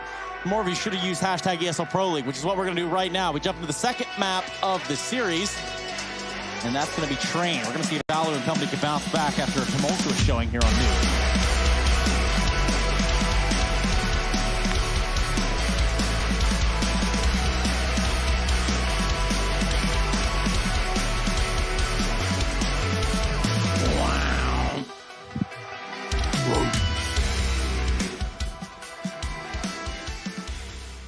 Let's get into this one then. We got this pistol round beginning, because that's how games often start. It's going to be a bunch of dudes over here towards the B site for Ence. Alu did make a bit of noise out through main, and he hoped that that would keep the attention on this A site. Mouse, though, they actually push into main. They lock down this side of the map. That allows for an early rotate from Karrigan, and he's even got this smoke as well. That might help Mouse out here as this play looks to come in, but sadly, no smoke going down for Mouse. Instead, that's going to have to come in the retake as it drops to open up, but bested in return by Yampi, and Karrigan falling shortly thereafter. Actually going to leave Mauser man down in this retake. Alu holding on to the ladder. He's just moved away, though. Frozen isn't going in on this flank. Chris has picked up the kit, but there's a player in the smoke. Yampy hiding in wait.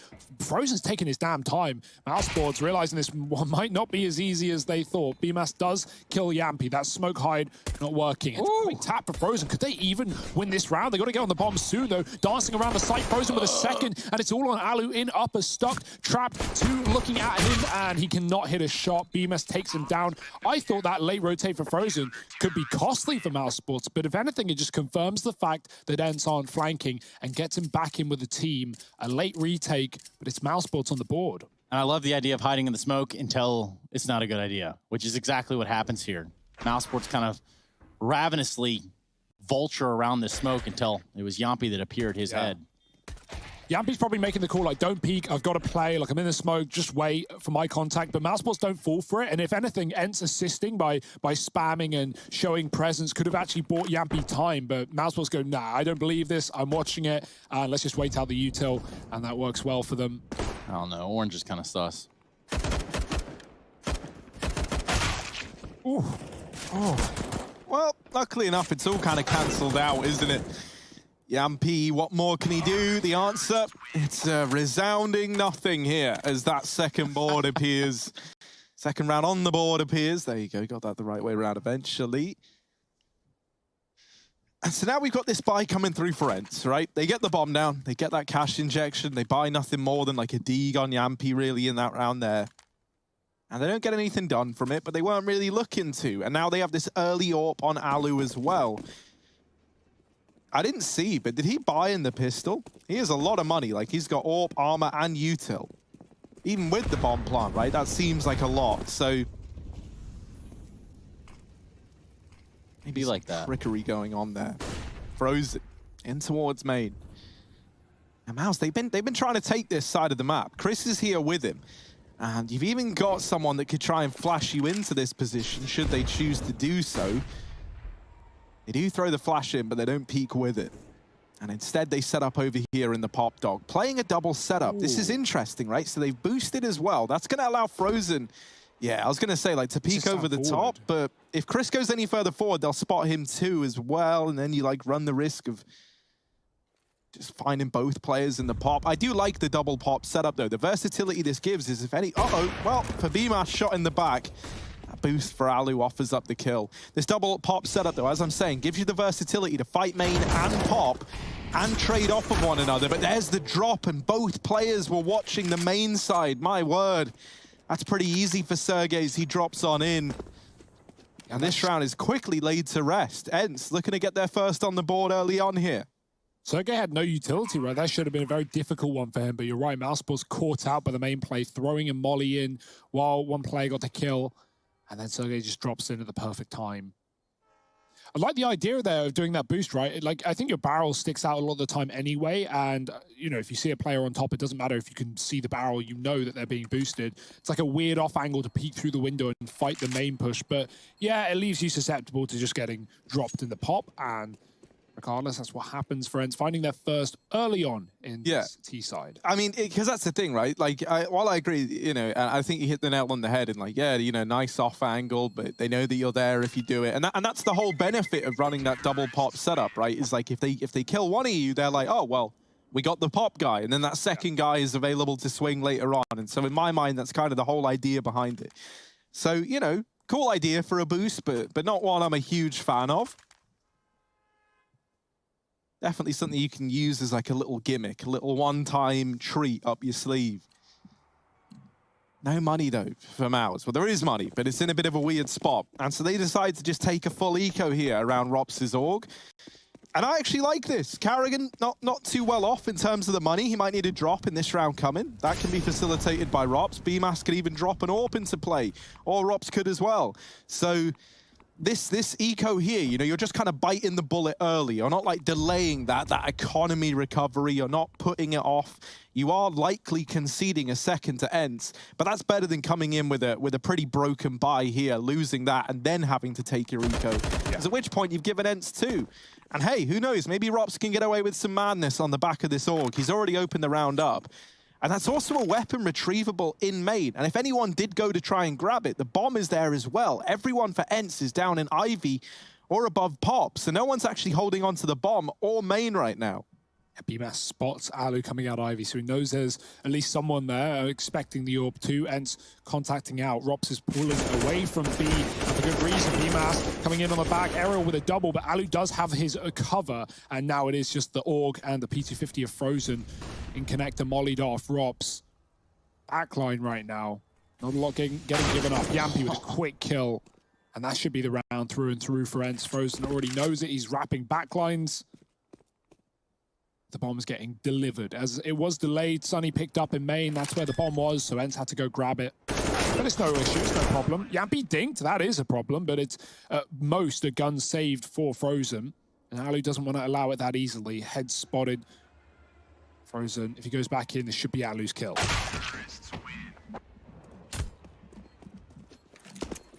With the news that Som and Daps are to leave CS.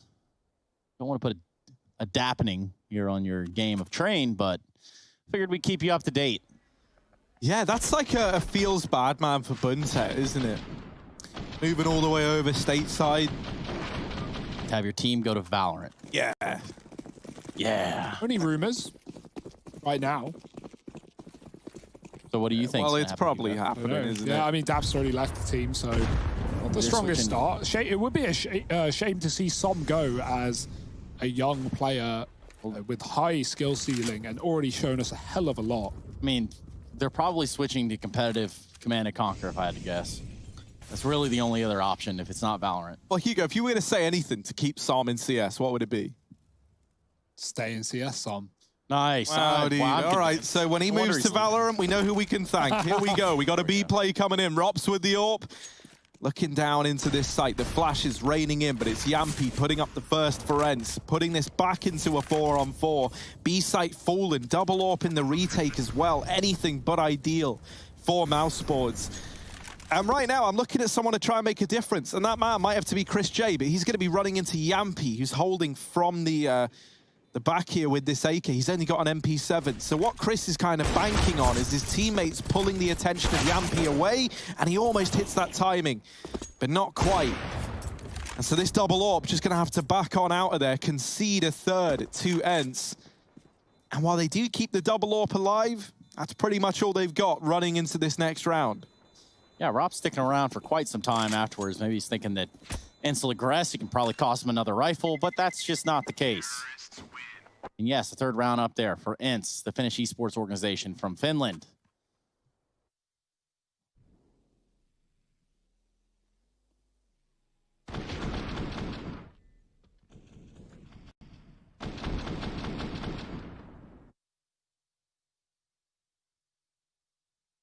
Well, I won't pretend to like you. I hope you feel the same. No, I won't pretend to like you. Oh, okay, sorry.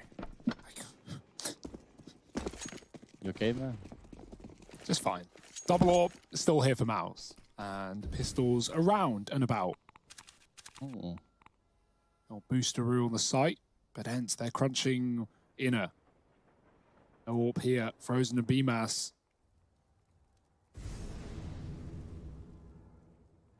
They drop a molly and upper to give himself some time to poke and prod and peek in the lower. This is hilarious. Look at this. Everyone's getting boosted today.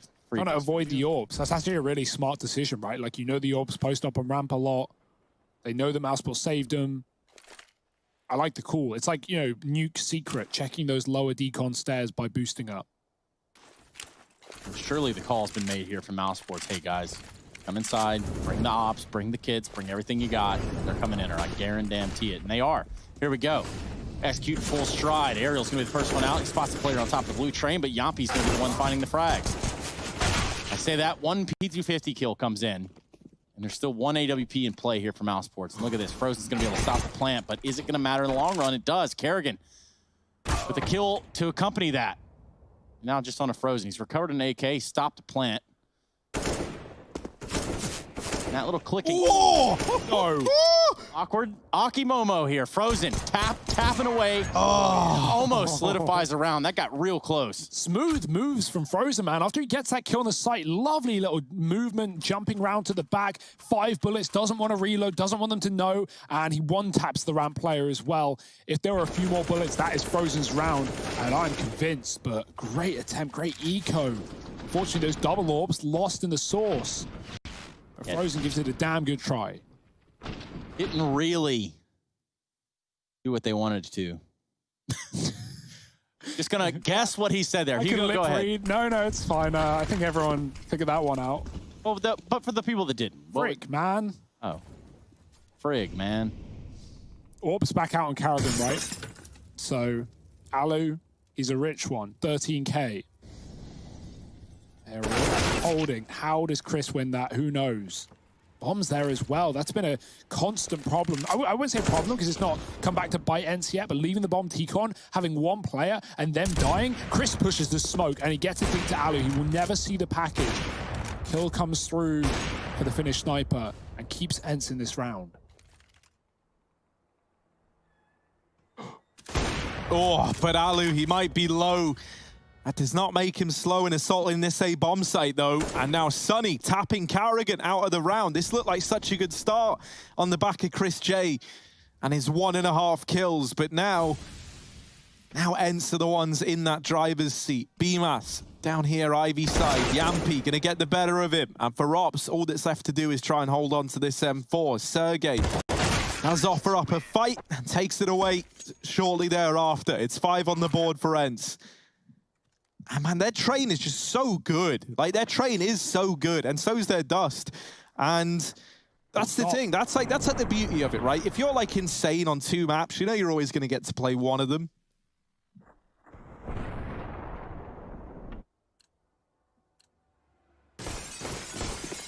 And they're very, very hard to put a stop to here, especially someone like Alu, who, as we saw on Nuke, like sometimes he's just not even in the server. And then here on Train, he just looks so confident, like he knows what he's doing. He's got faith in the rest of his team because clearly they're all on the same page. And Mouse, even when they're taking these man advantages, they're not able to find anything from it. Once again, it's Alu opening the round up. Admittedly, only up against pistols here, but a 5-on-4 right away. Even further extended by Alu. He is looking scary. And this is where a lack of AWPing presence for Mouse, at least on that same level as a guy like Alu, is something that could really hurt them here. Yeah, even though it's different halves, right? We look at like Mousesports' T side and what Karrigan said in that interview coming into the game about trying to counter the orbs and get rid of or avoid Alu and potentially Yampy on that second orb. They did a great job of doing that by smoking him, by just cutting him out of the round. Talking of cutting, oh my, this is a mess. Any team knives? What is going on? My God. I don't know how Frozen lived so long. I thought Ence were going to team kill in the smoke, but they get it. Alu, like leader of the Men Against Fun, just walks in with the USP, taps him down. Men Against Fun. Yeah, well, I was going to say the anti-fun, but then like... Yeah, it doesn't, you know, it sounds a little too verbiage, close. yeah. So Yampy. Oh, God. He's having a good game. Yeah, no, it is a bit of a shame because like, everyone's trying to knife. Ooh. And then Alu's like, whoop. Scary stuff. But going back to the orbs, right? Like, you know, you can't do a whole lot to get rid of a T-side orb. You can nade stack him and stuff, but if Alu just sits in main and waits for picks, Mousesports, their only, plan to avoid that is literally to not peek. But we're already seeing Mousesports want that information, right? Go on top of the trains, peek from connector, play back bomb, and Alu's just able to pick his fight so well. He's so comfortable in this playground of Train. Yampy through the smoke, he could walk right out Ivy with Karrigan going passive in this position. He doesn't know. Nade in the pop.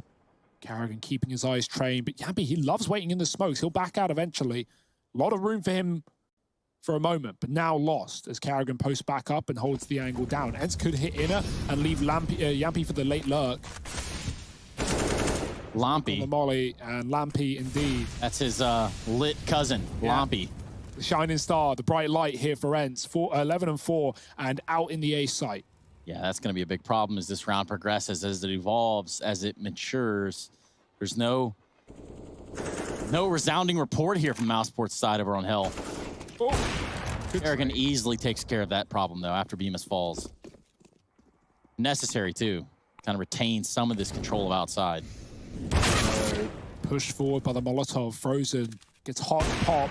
Missed shot for Carrigan. We have 2 orbs though. Chris taking it over Rops this time. Carrigan flashed off and Aerial runs him down. It's the bomb plant for Ence, and it only gets harder from here on out. Chris sees the barrel, but he won't get a kill. And Rops does find Sunny through the gap in the smoke. Does that tempt Mouse in though? Money on the line here, and not an easy round to retake. Oh, Alu's posted. Didn't take a shot. Chris J could still offer himself up here. That's exactly what's going to happen. Slides right on into the crosshair. Rops by himself, 46 HP, not going to go for this. The time has just ticked past. And so are the chances for Mousesports in this round. Yeah, Mousesports, they're putting a lot of emphasis around this double AWP to try and combat Alu. And truthfully, I don't think either one of these, you know, in Chris or Carrigan could even come close to what Alu is offering up right now. And so if anything, these double AWPs are starting to feel like more of a liability. Like, not only are they ludicrously expensive, you know, you're dropping like $6,000 a round to try and bring, and sorry, that's just on one person, so it's actually more like 12 grand a round just to be trying to bring these AWPs in with some utility behind them. And then the bomb's going down more often than not as well. So it's like, you know, a lot of the time these double AWPs are left in a retake.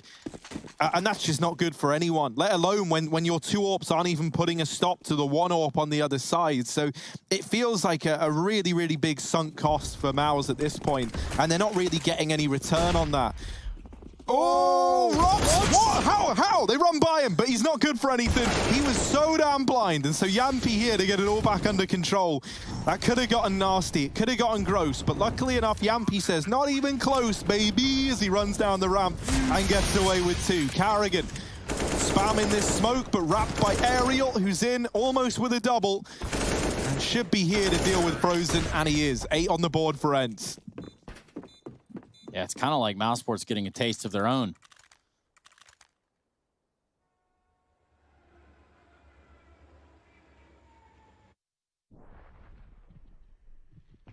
Just joining us, glad to have you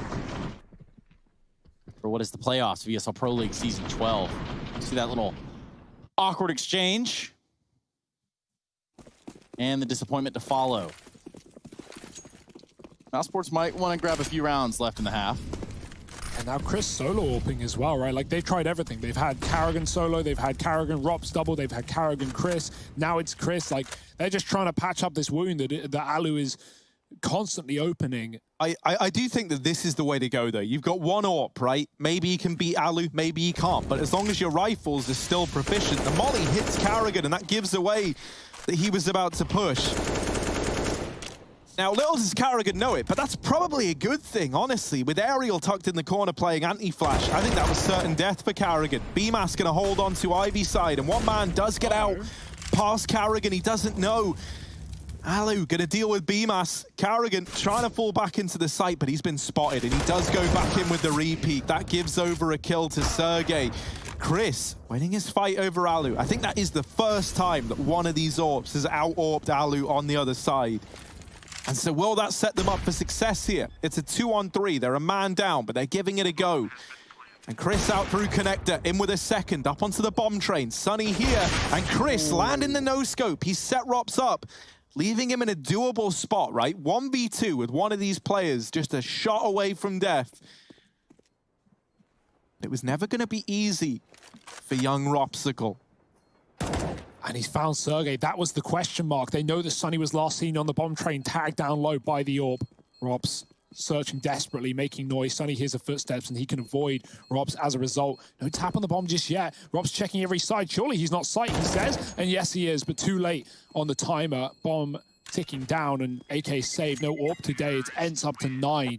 Building and building on this T side. This is what we saw yesterday versus Complexity, right? Complexity, obviously a very different game. So a lot of B plays for Ence as they figured out the stand-in was over towards that inner sight. But right now, Mousesports receiving a similar beating on this yard. It's Alu doing so much work. Sergey with a double in that round, right? He gets out of T-Con to great success. And even though Yampy gets cleaned up by BMAS, Alu coming in late alone on Ivy. Perfect checks him, takes him down. He's just so quick.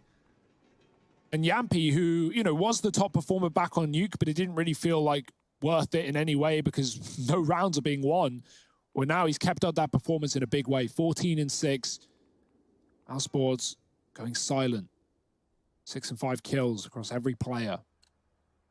Another AWP for Chris. Or into this by Rops, who had a bit of extra money. It's still an eco, though. 2 guns and some Deegs.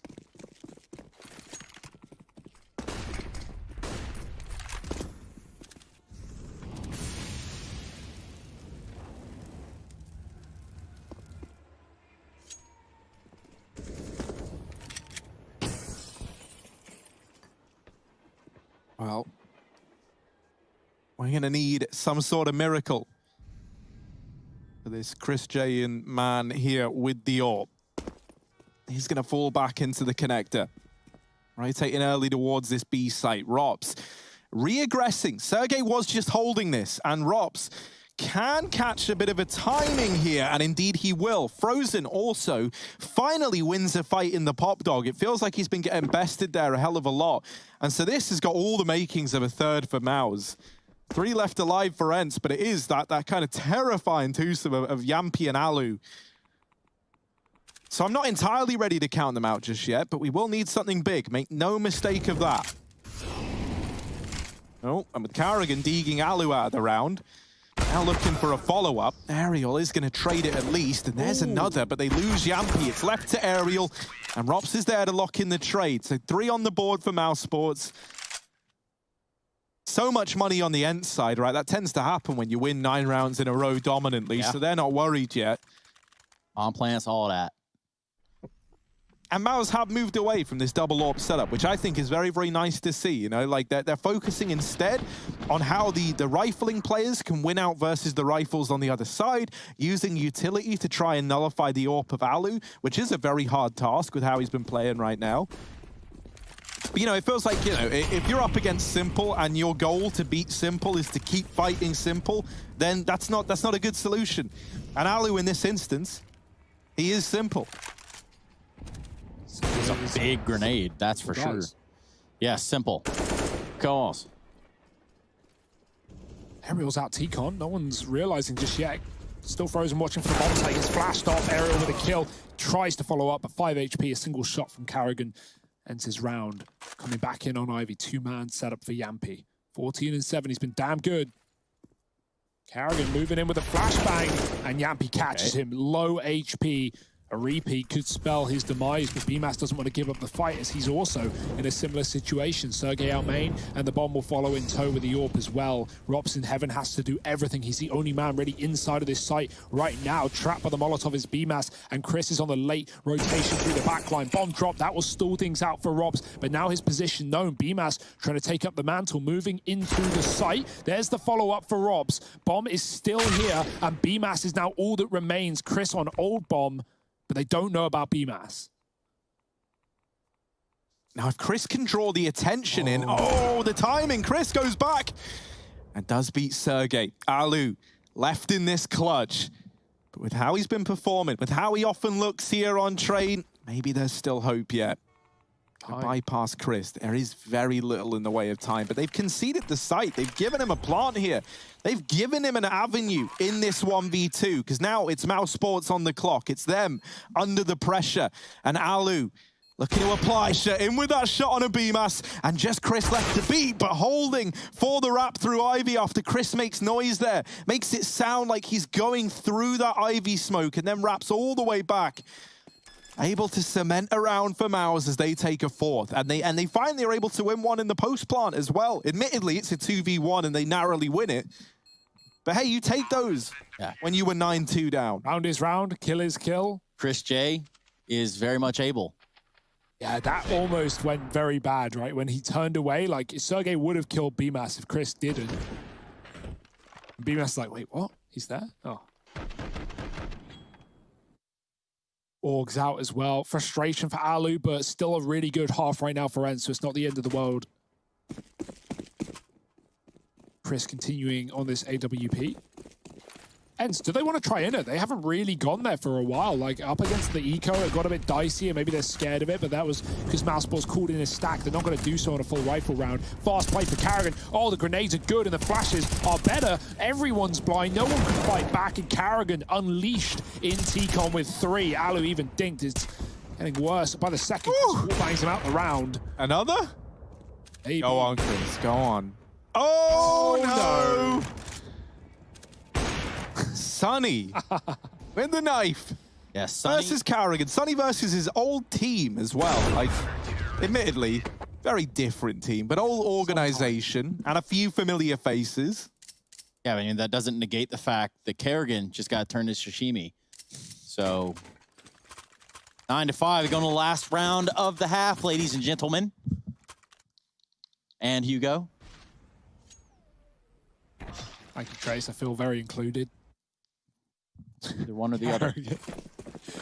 All you can do is laugh there, right? 5-1, not really a worry. Mousesports convert the round nonetheless. And yeah, this change to Chris on the solo op has been good, right?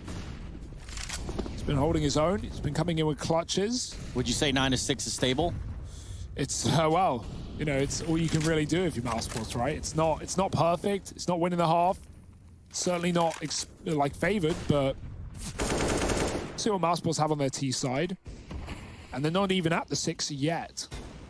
Ence again, playing on the retake in main, giving it up early, going back late. Bomb above B. And that might be the play. Frozen. Does he want to make risks in round number 15? Go up the ladder. If things go quiet and slow, Mouse could make the read that this is B, right? Ence have not been there for some time. But no one's shuffling, no one's repositioning just yet. Just Rops in that B bomb site, Chris aggressing. And Yampi's deep Chris with this shot, perfect peek. And now they surely can send someone in or off the back of that, right? Rops drops his util. Nothing left to stall this play out. Chris is beginning to come and help him, but he needs help now. Sonny's already out. Even though he was flash, he gets that kill. And Ariel's holding for the pop flank too. Chris with a follow-up shot. And Sonny posts up for him. Perfect. Wide with the risky play, but he now gets a chance to plant. Alu covers and Ence in a 3-on-2.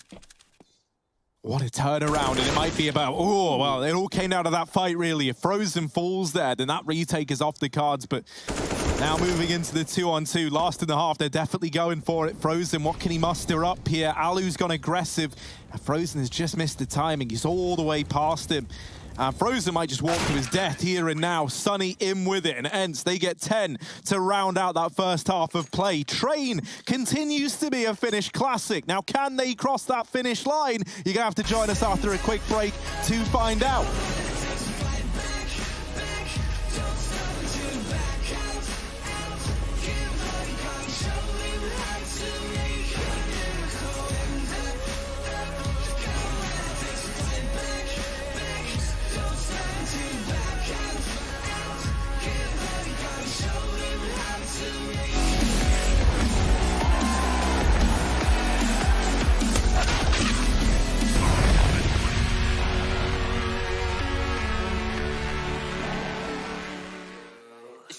Never thought you were sitting next to me. I don't understand. It's just I never seen you smile. You wanna make out, give me a second. It's just you never talk, I never listen. When do we fall in love? Make up your mind, honey, 'cause I can't pretend to like you.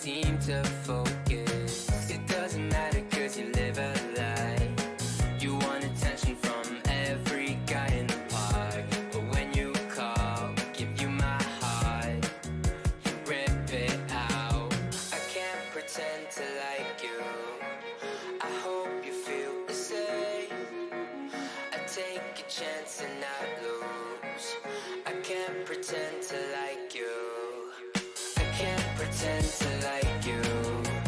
I hope you feel the same.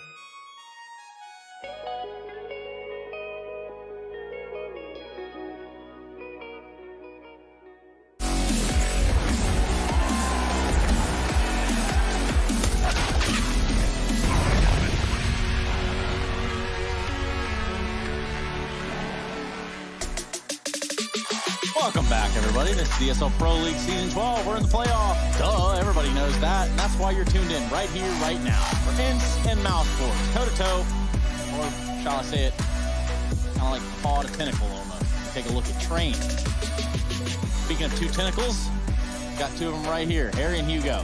Take it away. That's like a tentacle noise, isn't it, mate? That's the kind of noise they make. Well, let's see, right? Run that one back. Let's see. We got Sergey down here trying to wrap his arms around this B play, and he's good for one before getting snuffed out. Rops moving forward. And we talk about tentacles. Well, this guy is Mr. Cool as he moves up towards the connector with his P250 in hand. Now, that is the P250 Muertos, if I'm not mistaken. So let's see what he's able to do with it. He looks to be the reckoning of Ence. Bit of damage done, but now things are heating up for Ops as he gets wrapped up on top of the trains, and Chris doesn't even realize. Carrigan left in a 1v3, and they deal with him promptly. Sunny stepping up when it matters most as Ence take the pistol, put 11 on the board.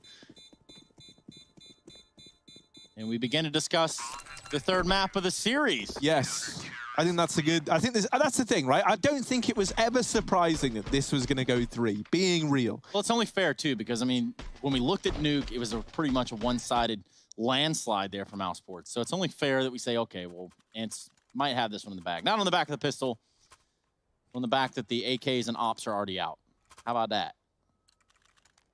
Alu says, cash me outside. You go. How about that? Mousesports might, right? He's going A with the AWP, and so Mousesports setting up outside. They don't really want to catch him, though. He's been delivering them his hands. Quite the beating in the first half. Cash these hands. How about that? Those finished fists. Scary stuff. Mm-hmm.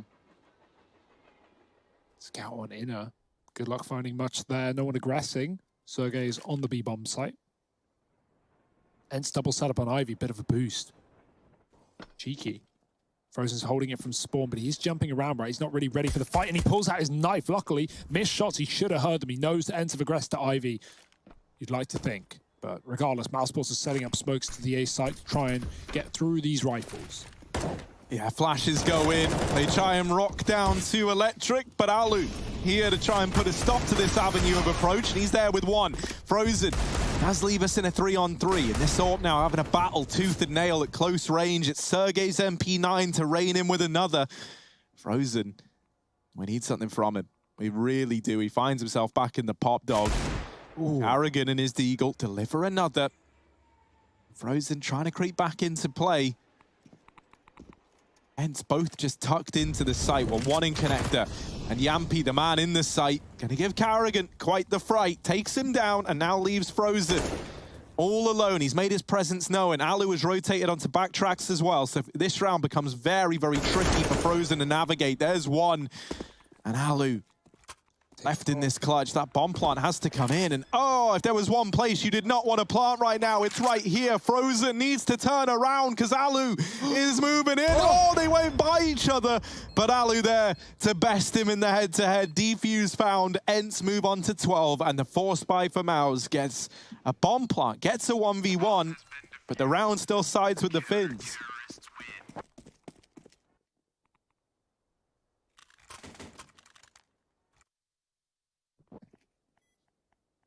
Alu almost misses him, right? Frozen just tucks in that corner, last second flick. And all is fine in the Ence camp. They have come alive on Train. We were wondering if it would happen, right? The third map of this series is Inferno, where every good series does go. To die. Oh. Oh, too soon. It will end there, if Ence have their way. But Mouse are forced right back in, right? Like they get a 1v1, they get a bomb plant. It's very tempting. And even though they do that, Ence, this buy is better. It's lacking the util, but they got 3 M4s, far more than the previous, but fast kill for Frozen. Carrigan getting traded, Frozen keeping up the streak on 2. Yampy tucked back at Ivy, and Alu scoped up from Old Bomb as well. He's going to be able to deal with the pop play. Rops is holding for a flank right now, though there's a missed shot. That could be everything here, as it gives Mousesports not only the info, but further progress into the site. They've just got to get rid of Yampy. Rops doesn't need to move, as he has the right read right now. Sergey coming in on the drop. Mousesports not rushing the plant. Yeah, look at him just stalling. And in doing so, they've cost a lot of time, a lot of guns. Weapons, should you.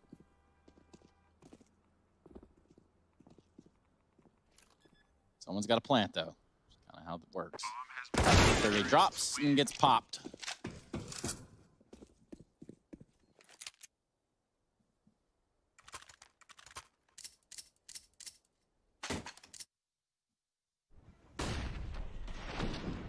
Ooh. Clean entries for Frozen, and Mousesports even kill the AWP as well, right? Missed shot costs Alu everything, and that's an AWP gifted over to Chris. Is going to be able to keep things up here. Mousesports have bought themselves time, a lifeline in this T side, and it's broken early thanks to the reinvestment from Mousesports, right? The double force off the back of a pistol loss. Yep, he's tucked. Arrogant. And Molly will at least allow him to check it, but does he do so? Those deagles can be deadly up close. Carrigan clears it late, and it is all fine and dandy. Smoke down, and he just runs wild in the A site. Yeah, Carrigan getting stuck in and carving a path for the rest of his team.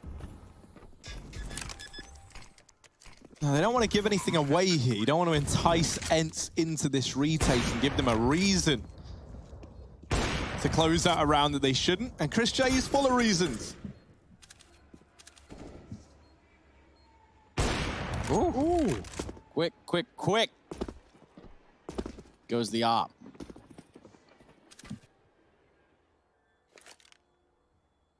Well, Mousesports starting to slide back into the game.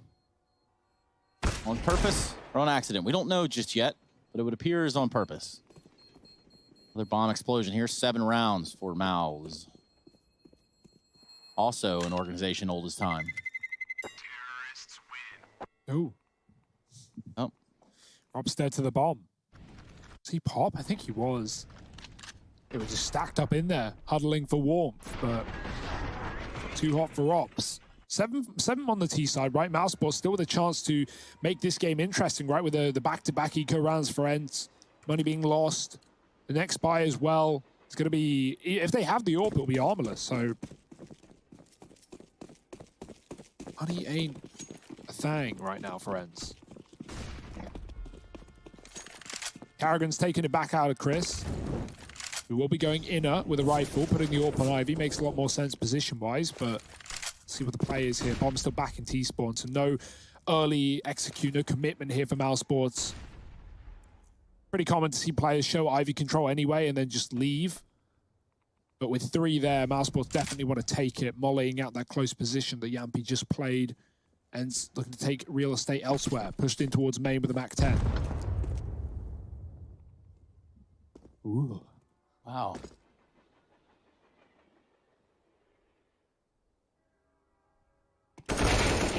Nope. See, we love Robson Pop Dog. We love it. Rops dog. That's why they call it that. It's the old faithful Ariel here with the MAC-10.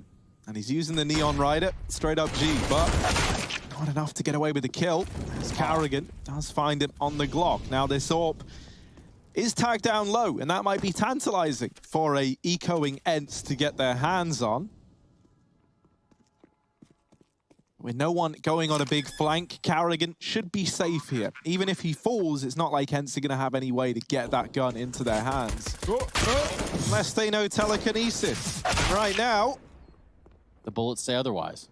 It's more like telekinesis Chris as he puts up 2, stripping this round away from Ence. 8 on the board for Mousesports. Now just 4 between them and Ence. But surely there's a response in this round, right, Harry? That's the thing, right? Like I keep saying, like, yeah, you know, Ence should get this back under control. They should continue this like really, really strong train performance. But you know, Mousesports, I don't really think they were ever meant to kind of stumble back to their feet here, and yet they are. And one of the key players coming alive, and amongst all of this, is Chris J. Now, admittedly, isn't donning the AWP in these last few rounds, has been Carrigan picking it up. But with him starting to come alive, you've got someone who can fight Alu, and the money hasn't really been there for Ence to have their own AWP on the other side.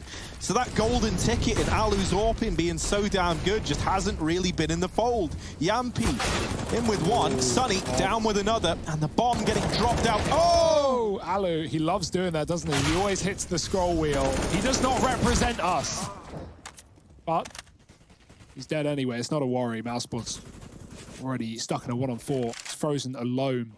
And the lack of AWP is not an issue as Mousesports try and hit fast through a smoke to devastating consequences. I'm going second as well. Quite the rough spot. Frozen's not being given a whole lot. Sergey on top of Stopper with the AUG. Frozen's hoping for someone to give anything up, make a mistake, give him a peek, but he takes a fight and he loses the round. It's Ence up to 13. Do they have time? Yes, they grab the AWP from the body of Carrigan. And so that can be thrown back to Alu, who didn't have the money for it still. And that was Mousesports, like, that was the game there for Mousesports that round. If they could do that again, break Ence for the second time in this half, put them on eco once more, delay the AWP by another round, find 9 of their own, that could have been Mousesports pulling things back. And even though they still got to buy here, right? Like, as Ence, they've got the weapon that they've been relying on all map long. Yeah.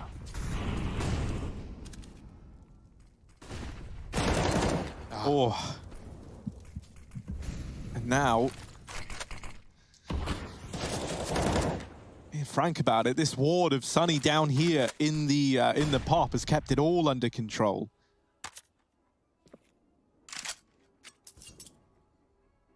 Not only getting the info that players are above the pop dog, he knows that there's a second man here, but also stripping Mouse of a man advantage early on.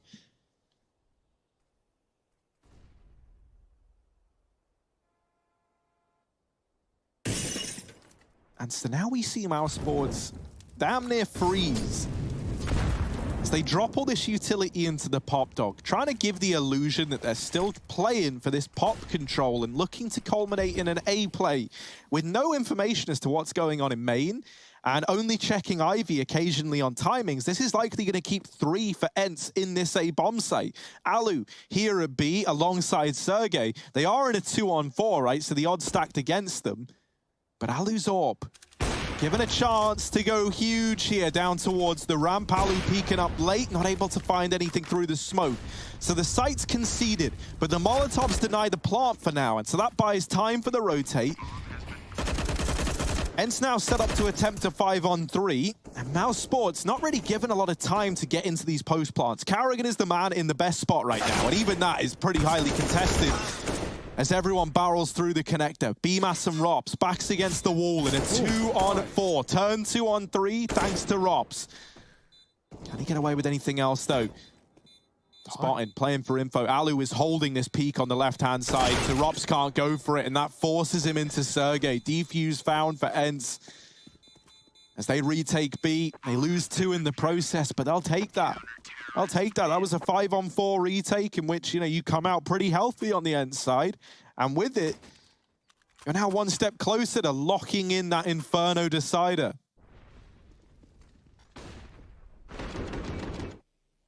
Yeah, very patient retake for Ence, right? They wait out BMAS, who gets aggressive in that 2-on-4. Rops finds a couple of kills, but BMAS tries to get anything else done from close yellow train, and yeah, Ence are just waiting, right? 3 at backlines. Playing things by the books. Home map for them. And showing us all the reasons why Mousesports not able to get more than an inch. Ollie in main. Yampy's showing up as well with many multi-kills in this map. Oh, Carrigan actually getting peeked by Ariel, who saves his teammate's life, lining up nades towards T-Con. Sonny has him to thank. Ariel going back to pop. Rops is above, ready and waiting. He gets heard, but then they could do decent damage here.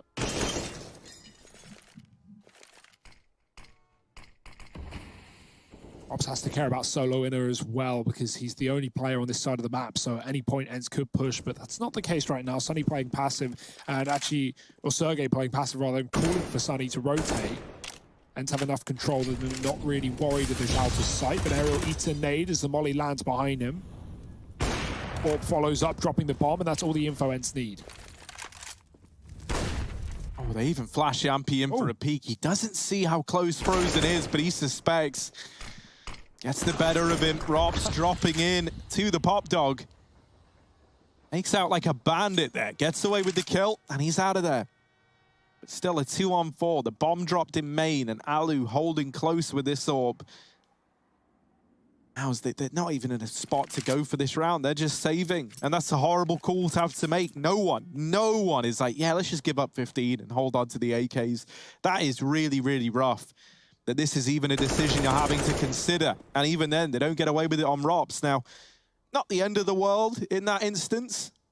You know, you're going to be getting, what, 2,900 on him? So he's still got money to invest regardless. 2,400 rather. Almost nailed it. Yeah, this has just been a great game for Ence, right? It's like Mousesports just desperately trying to hang on and find a round where they can, but Ence dictating the pace, the flow, the auto sniper out on Yampi. By God. M249 to the Scar. He's done it all. The Doom Hammer, formerly known.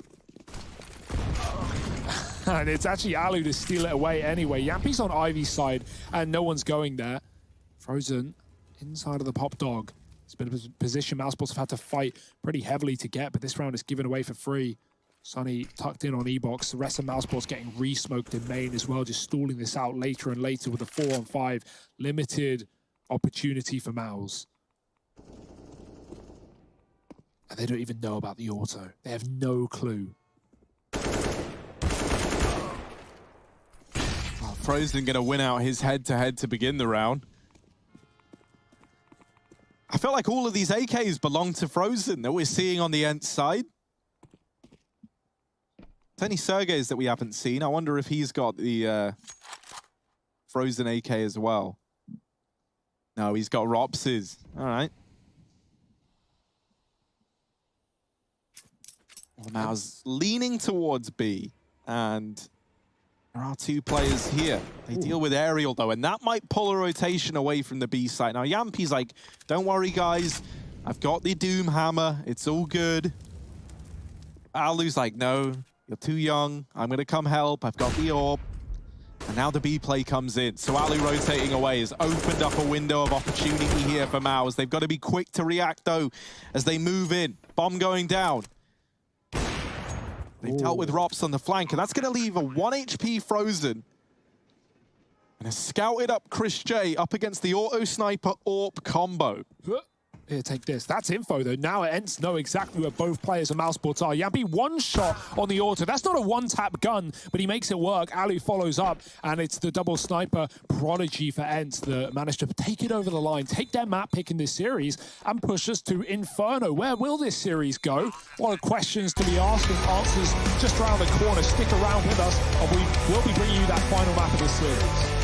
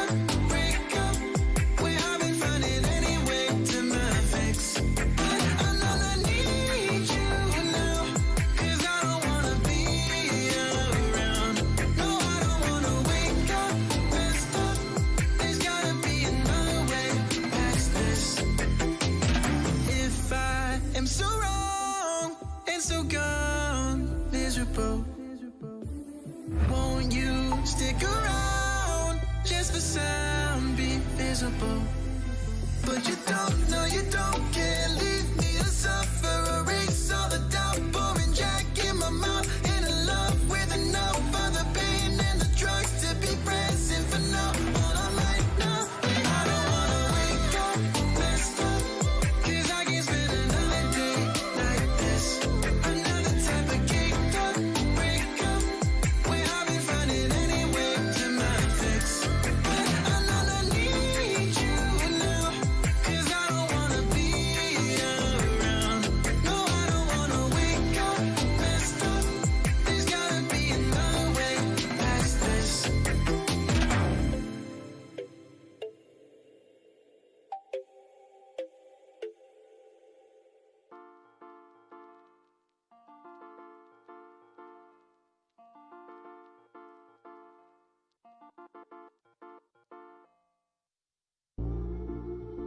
Wish we could learn how to love our mistakes.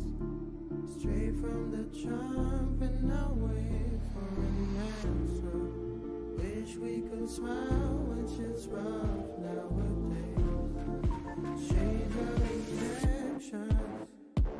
Feelings don't die around this neighborhood. We used to sell a double pills, young and misunderstood. My homie, tell me what is changing from your point of view. A smaller circle, but the range is some deja vu. I recognize my future, and there is nothing with you. Unless you turn your boat around, success might come recruit you. But unless you analyze in depth that we're steps away from death, 1,000 possibilities, act on it, Johnny Depp. For real, cause we're lonesome towns, trying to know what father brought us down to here. I don't wanna be stuck in countless doubts. I just wanna smile and run away from here. I swear to God, man, I just wanna be a model for my brother. Hey, I just gotta work until I'm on the covers. Hey, I just gotta work until my songs are covered. Hey, I just wanna make it pressure be my mother. Wish we could learn how to love our mistakes. Straight from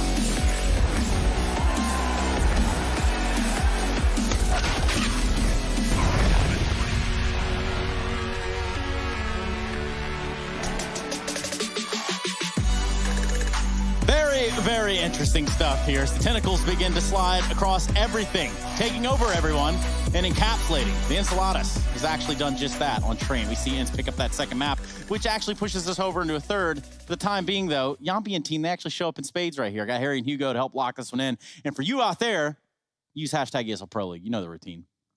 Yeah, sadly, Mousesports aren't going to win any awards for that one, right? Like, they give it a go, but they're not able to turn it around. And, you know, that's on the back of a pretty flat T side. Not much really happening there. The CT side not really delivering either. And Ence, they continue to look really, really good on Train, as we've come to expect. And that there is at least something to look forward to, right? You always know that when Ence are appearing in a series, you're going to get some mileage out of it. However, if Ence don't win this series, they ain't appearing in any more. So, you know, this is where we move on to Inferno. This is where I think we're going to get the closest map yet. Because if you think about the entire context of this series, it has just kind of felt like blowouts on teams' respective map picks, right? Nuke, very, very one-sided for Mouse. No contest for Ence. Ence, very, very one-sided on Train. No contest from Mouse. And so Inferno is like the grand decider. I still think Mouse are coming in as favorites moving into that map, because as we've kind of highlighted, it's been Train and Dust as the journey for Ence. And if you're very astute and aware, you'll note that this is neither of those maps, it's Inferno. Yeah, astute and aware. At the same time, my goodness, it must be our lucky day. Let's talk about that. But let's also think about what comes on the backside of it, because you're talking about being eliminated from the tournament, but then the winner gets to receive a prize as well, right? They get to go on to play the winner of Heroic and Big. So, you know, there's a Merry Christmas involved in that as well. Yeah, the loser Heroic and Big, actually, yeah, knocking down to the bottom bracket. But yeah, that's a scary one, considering, right, Big coming in obviously is like #1 earlier in the year. There's a whole history behind that. But Heroic taking down Stratus earlier on today as well. So definitely some tough matches round the corner. It's no easy way through this lower bracket. And of course, with elimination on the line at every turn, every corner, Mousesports looking to do the dirty to Ence. I think it's careful to consider a couple of key points before we head into Inferno. And that's for either side, right? Yampi, he's been having a great series so far. Alu stepping up as well. I think these two are going to be very, very key. And on a map like Inferno, I think we're going to look towards Sergey to be like that missing piece of the puzzle. And then lastly, for Mousesports, I'm looking at BMAS. You know, we've seen this guy deliver. Even the other day on Inferno versus Na'Vi, he looked so damn good. He had a great opener. But on Train, he was dead silent. As were kind of the rest of Mouse, but he was very much the most silent. And so for him, it's all about, can he recover in this little like microclimate they're in of this best-of-3 series? Can you get past that headspace as you head into that deciding map? Yeah, I think the CT sides have also been a bit of a worry, right? Not just on Train, which was sort of to be expected, but when you talk about that Na'Vi game where Mousesports got swept on that CT side, man, they got like 12-3, 13-2. They did pull it back and make the game interesting, but that first half was an absolute mess. So if Ence can bring in a nice strong T side to start this map, take a pistol, lead off as they do, get the money under their control, there's a really good way that this series could have mileage on it, and we could be going for a long 30-round Inferno game.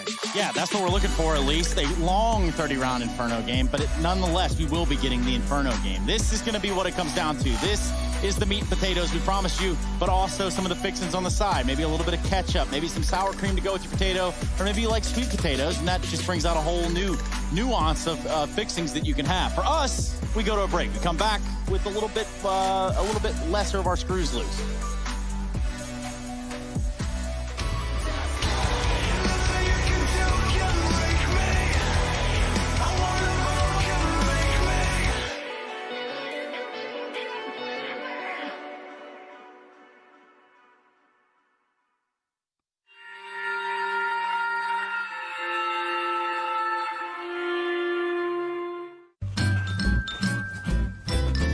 You ready? Huh? Hey, he's a good boy, huh? You ready? Huh?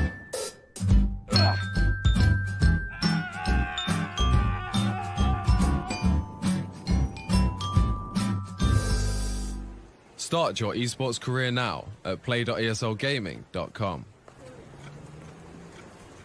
My name is Jordan Gilbert, aka Nothing. Hi, my name is Sue Lee. My handle is Snix. I think it's important for these initiatives to happen. Empathy really, really goes a long way, and it always means so much to us, and I think that's where initiatives like this really help. I encourage everyone in the community, anytime they see bullying, anytime they see someone getting called names, I encourage you to step up and say something. Good luck, have fun. Good luck, have fun.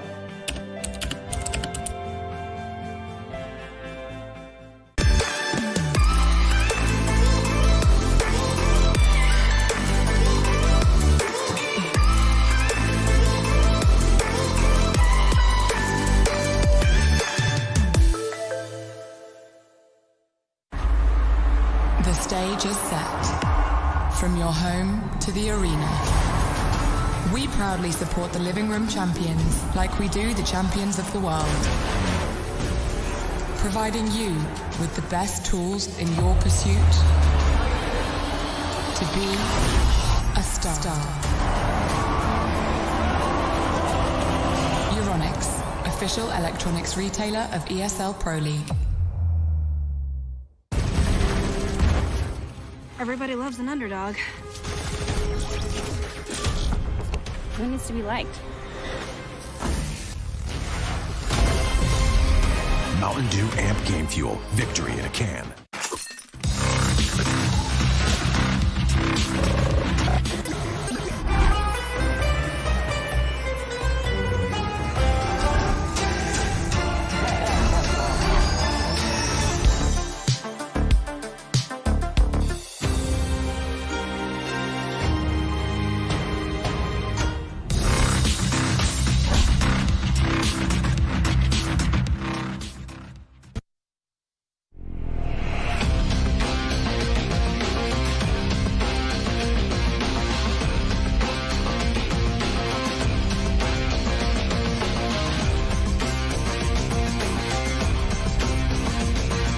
Your favorites will play soon.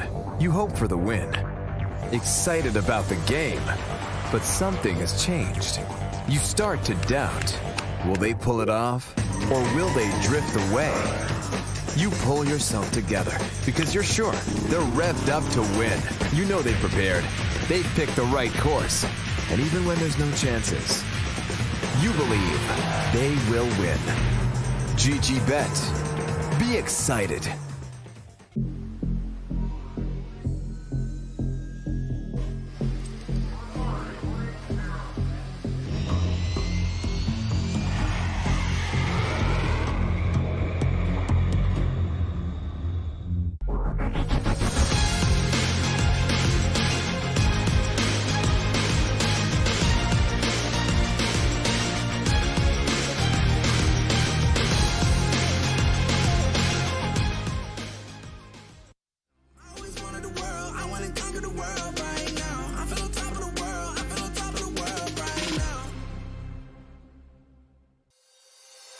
Call my bluff for the last time.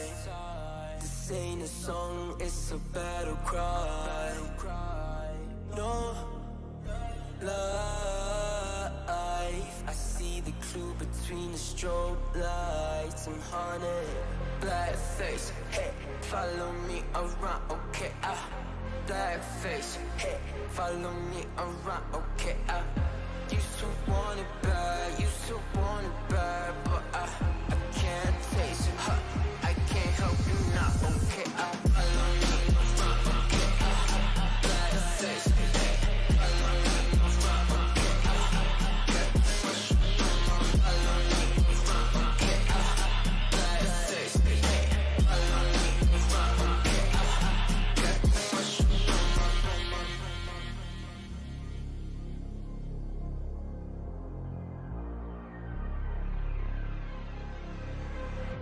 Got too much up on my plate, now I can't think.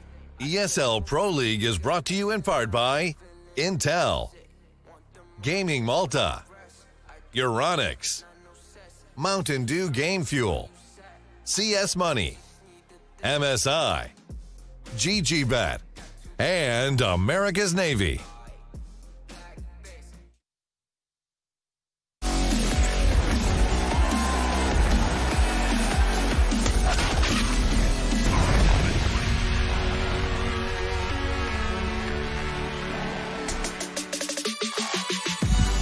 Nobody really asked for it, but we're going to give it to you anyway. And that's what Inferno is known for. The third and final map of this series, the last one, the one that's going to be deciding who stays alive here at the ESL Pro League Season 12 and who stays at home without playing in ESL Pro League Season 12, obviously. Welcome back, everybody. I've got Harry and Hugo, or Eduardo, and, well, I don't even have a name for you, but I'll work on that. Nice, man. Nice. Well, I appreciate it. Yeah, man, we're heading to Inferno, where all good series go to end, right? And that's the thing. We up until now, this has, you know, we've had some exciting moments, but it hasn't been a particularly competitive series. And I'm hoping Inferno is where that turns around, right? As I'm sure you guys are as well. Back on each team's respective map pick, they look very, very dominant. So now we head to this like middle ground, and we see if Mousesports can try and long this one out and recover from that beating they were just handed on Train. Yes, Train. We all remember that map, sort of like the first map of the series, which we don't really remember either. Nuke and Train really out the doors because Inferno basically gives us a best of one right here and what team will advance. And that to me is a twist in the storyline that is Mousesports and Ence in this lower bracket matchup. Yeah, 3-loss streak for Ence on this map recently, so looking for a big recovery. If they can do it, that'll be all the more impressive with Mousesports rising through the ranks and looking pretty good with this BMS addition. The role's changed and a new face for Mousesports, but the old boys of Ence going to long it out. We'll have to wait and see. It's Inferno. My friend done and dusted. Mousesports on that CT side. Kit nade on Carrigan, and into the action we go. Yeah. Yeah.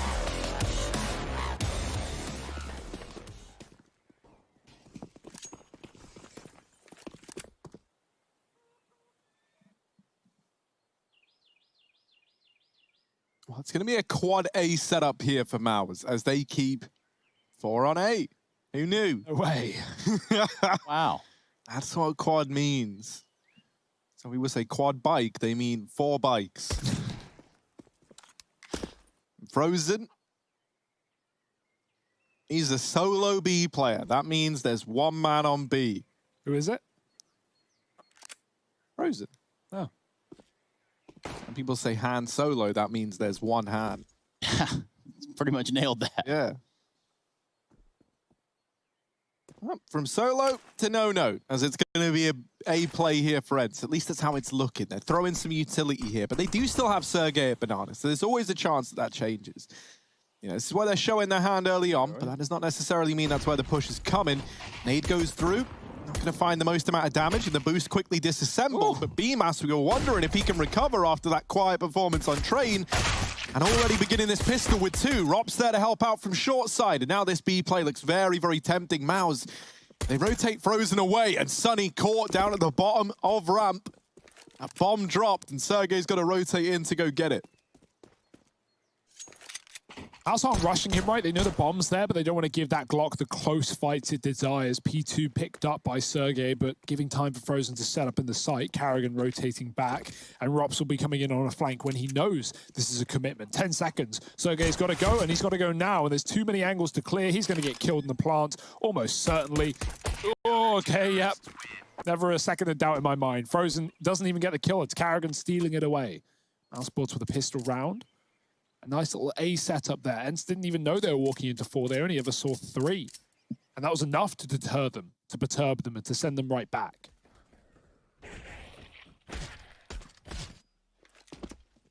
This, right? You want to look at defining moments in a round? It's that from Robs. Spotting the man in middle running back and getting the kind of idea as to what Ence are attempting to do in that round. He just rushes the player with the bomb, drops it, and that's enough for Mousesports to get away scot-free.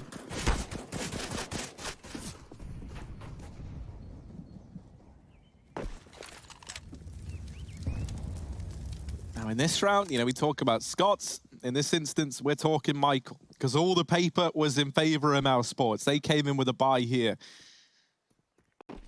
And Chris J, actually only good for one. Traded by Ali. You've got to be careful to not throw away the kills in the round. Mouse, they lock in that conversion. And now the buy round is ready to come in for Ence.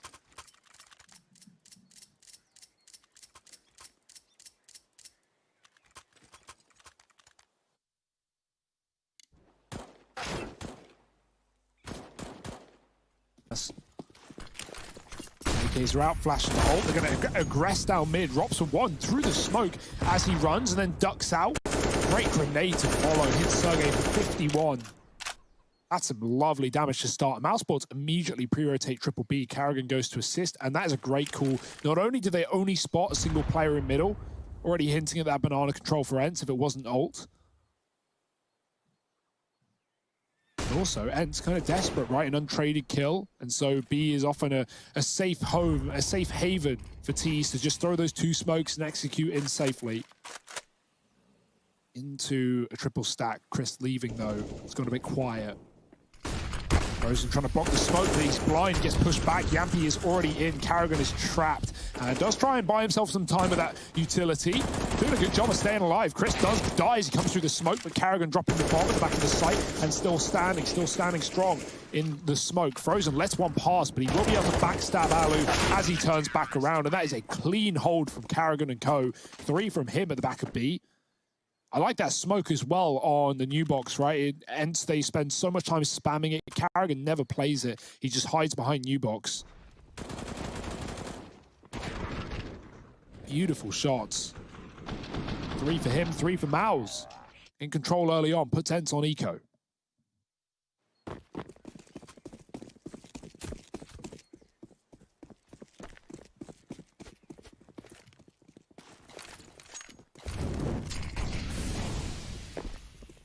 Uh-oh.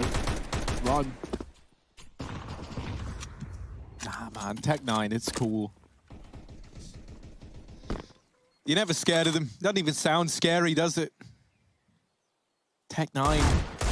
The Deagle, though. Now, that's a gun that evokes some emotions, right? That's a gun that evokes fear, excitement. Tech 9 kind of sounds like...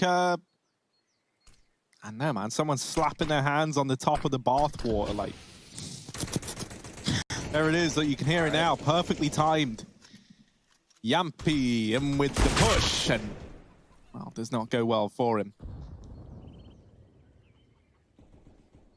You can still hear that Tech 9. Oh, Rops, you're crazy. Rops is crazy. Rops the kind of guy to get a little too crazy. It's quickly dealt with by BMAS. However, Rops is now regretting that decision a hell of a lot. As this A's site has crumbled. This was never meant to be an Ence round. Oh, dearie, dearie me. Carrigan and Frozen left in a 2-on-2 retake. Guns have been retrieved, and AK on Sergey needs to make all the difference here. As Carrigan moving in from the library, he's got Frozen alongside him. 2 Molotovs can be used to force these players out of these positions in the site. The fact that they don't have one for the pit could cause some problems, and that Molotov misses. Sergey fighting through it. Whittled down, has support from the pit player. Now Mouse know where both these players are. They try and smoke off the pit, but someone has to deal with Sergey, and no one's up to the task. He wins that round out along with Sunny. As Ence claim their first, and it's all on the back of Mouse getting just a little bit overzealous. Yeah, I don't even think there was anything necessarily wrong with the play from Rops, right? Like, he's got BMAS there to trade, but he whiffs his shot. Sunny gets the entry out of apartments, and it all just kind of comes crumbling down in an instant. It goes from good to bad, and Ence get a bomb plant. They get an AK in the post plant as well. Sunny, they had no idea where he was. Mousesports were mollying bomb site, right? That second molly did miss, but the first was for the back. They had no idea he was cross pit, and so Mousesports, big old AWP buy into their 5th. Fast through the Molotovs, smoking them off. Ence at the top of B, but at what cost? Chris is going to re-aggress, holding for it, and he is so ready. Would have been nice to see a flash play there from Mousesports to aggress. Frozen had one available. Now man down, and Ence could just commit. And here they come, Frozen in with one, but Yampy trades it through the smoke. So we're plunged into a bit of a rough spot here. A 3-on-4 for Mouse. Now, they could save, but inside of this B site, there's a 3-on-3 given over temporarily, and that tag from Carrigan has softened up Yampi. Sergey's holding for the boost, and that was a death sentence waiting for Ops. That's going to trigger the save, and Sunny still wrapping around in through the long side of A. He might be able to find both of these saving players. Disaster about to strike in the library, and there it is. BMAS gone. Carrigan wants to get away with this AWP, but is Sunny going to let him? Does not have a choice in the matter. Because, of course, when you're a pro and you know scoping, 100%. 100% every time. No fail. I don't understand it. You seen that clip of Simple? Where he runs into B-site Mirage? Like 4 no-scopes. He's only no-scoping as like a bit of a meme. Disgusting. He knows something, man. He's pretty crazy with the no-scopes. Yeah. No one else does it to the same consistency. Which one of you don't know how to scope when you've got an AWP? Disgusting. Yeah, Simple, up-and-coming player, of course. Might have heard of him. From the CIS region.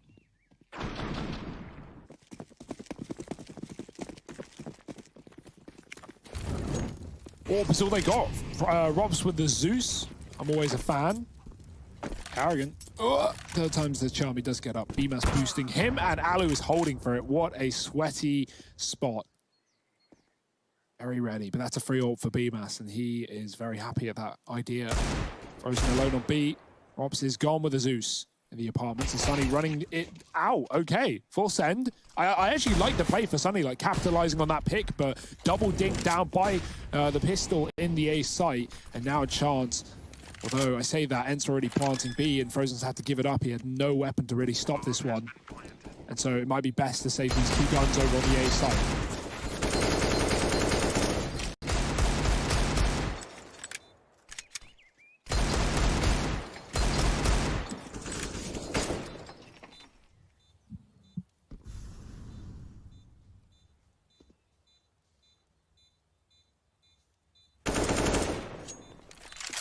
Oh, that's all the excitement in the round over and done with. And now we join Chris J and BMAS in the relaxation corner down here in the pit. Take it away, you two.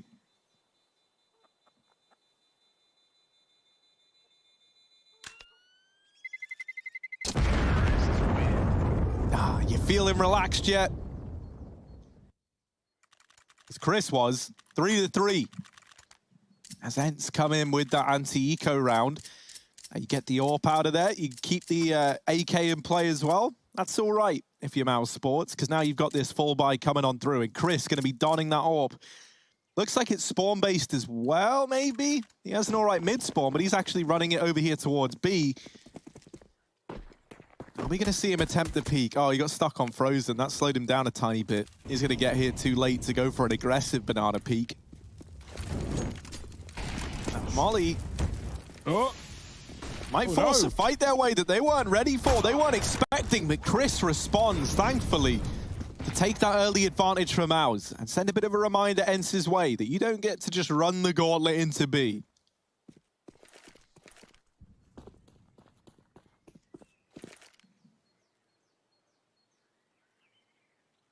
Although Ence, they might run the gauntlet into B after all. 3 up banana and only 2 here for Mouse, right? Running standard setup, so easy execute territory for Ence, and these B plays have looked lovely every single time. Trying to force utility out, seeing if there's any left. Chris does have a smoke, but he doesn't want to drop it when he's scoped up. Person has a Molotov, ready with it. Only 1 smoke, and Ence send a player back to try and fake out the A site. Sunny throwing the long smoke and doubling back into the B play. All this utility raining in is so clear to Mousesports, but there's very little they can do about it. Frozen has to hold strong. He's been mollied out. Oh, it hasn't spread. He's got a bit of a room to live. Chris has smoked it off, but it actually wasn't required, and it's given away his position. Sergey checks it as Frozen looks away. He was scared of getting wrapped from the right side, and for good reason he was being. If he waited for a second longer, that might have been his kill. Carrigan shot through the smoke as it dissipates. Chris now stuck in ruins.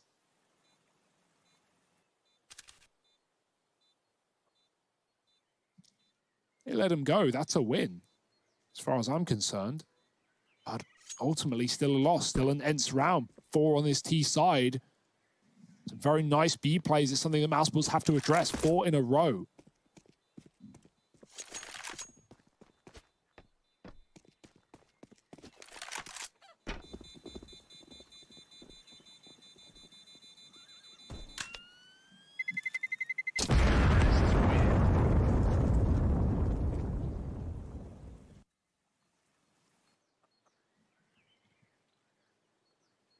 It's getting a little bit worrying.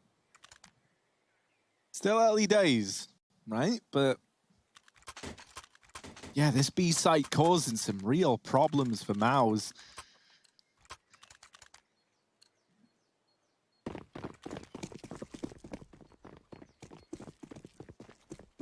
Chris back on that orb, back on the big green. Frozen, trying to go aggressive, and Carrigan throwing his life away. And now Ence, they're like, well, they've rolled out the red carpet for us, boys. Let's go. Chris J, the doorman, can he put a stop to this? Not able to stay alive. Gets dealt with, and the B site falls into Finnish hands again. Save Sports here, doing all they can to keep this money looking pretty. But the scoreline deficit certainly is pretty ugly. Even the triple B there, Mousesports, again, throwing caution to the wind, going through the smokes, really trying to fight tooth and nail. And when you get 2 B picks that quickly for Ence, you're always going to elevate the pace, you're always going to commit. And Chris caught out in the open, only able to get 1 with him. Even though the smoke and CT was blocked, it was not a worry. Has Mousesports again saving in this site. And oh boy, Ence want to hunt this one down. They are hungry for it. Molly in Graveyard. Robs in the site. Sunny looks the wrong way.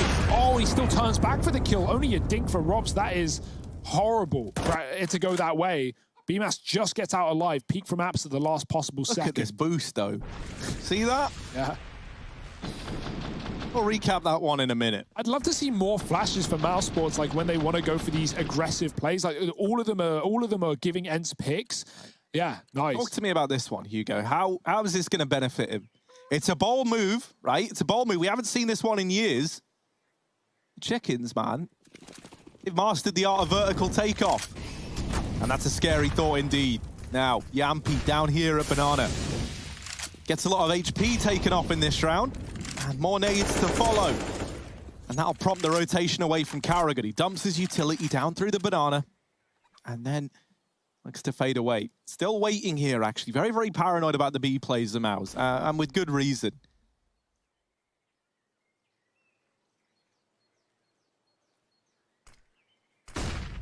From reason to raisin, as Rops tries to get one of his 5 a day down through mid.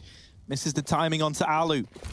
Uh-oh. That Molly might force BMAS into the waiting orb, but he's been able to stay alive. Jumping over the crosshair.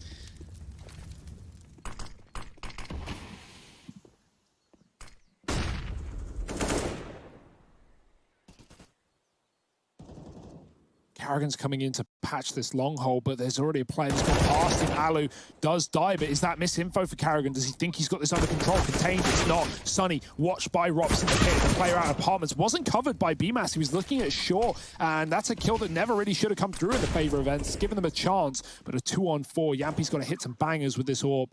He could even wallbang Carrigan out. All he needs is a bit of an inkling, a bit of a peek, an idea as to where he is. Smoke. Carrigan baits a shot. Yampy moving in with this player in the sight. BMAS has the cover, and Mousesports finally deal with it. When it ends it ends all Mousesports, but it's not the most common ending for Ence, as they've been abusing these B-bomb sites. Still a nice round for Carrigan and Robs. The communication was there for Mousesports. That's key, right? Carrigan makes a call like, I'm wrapping long, I'm going through archway. They could slip by. He gets a kill, and you sometimes see players, like if they get a kill there, they think, oh, I've got it, I've covered it, it's fine. But no, Robs was watching the long smoke, and even though he does unfortunately die to the Apps play that has been pretty frequent for Ence, it's still going to be Mousesports trading their way to a win. Not so easy for Ence. Ooh. Peek in middle, not comfortable for anyone involved. Ariel comes out on top of that. With Rops falling, 4-on-4 though. Even numbers. Smoke dropped to the end of apartments. Sunny, probably not happy about that. But what can you do? Meanwhile, over on the B side of the map, it's going to be that of Sergey, putting down a little bit of pressure on Banana. He's going to have to double back, get the bomb. Keys to the A site are right here, and it's all in Bemis's hand. Not able to secure that opening frag. Or closing frag, I should say.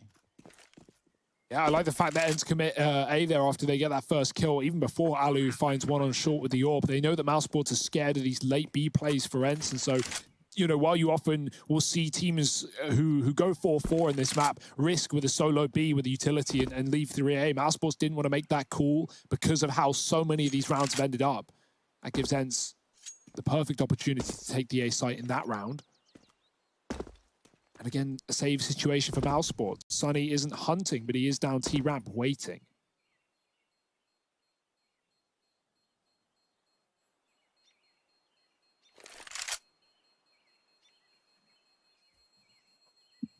Well, Ence get a slow start, but the goal hole here is 16.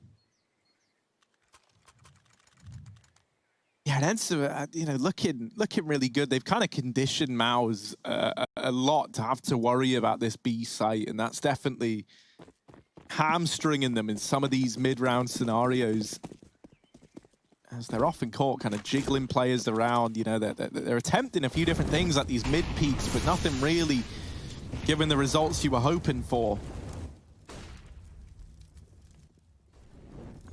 This is nice, though. I like this. They try and go aggressive in the apartments, and you've got Rops and BMAS here. This is two of your star players back to back to play off of one another. Ooh. Now that mid smoke, that is ugly. Leaves a lot to be desired. Yeah, you know, it's still okay. It's like just enough for you to like. Yeah, like, you know, it's done its job. It's like, you know, you can make toast in the microwave if you wanted to, but it'd just be disgusting. How long would that take? I don't know. I've never tried it, but I imagine, you know, there's some logic there. Try it tonight. I'm gonna go put some bread in the microwave. We're gonna see what happens. Or perhaps you've done just that. Let me know before I burn down the hotel. Oh, right now, they're trying to set the world on fire over in this A site. And Mouse, they've lent 3 into B at the worst possible timing. Sergey just making noise, keeping this stack here.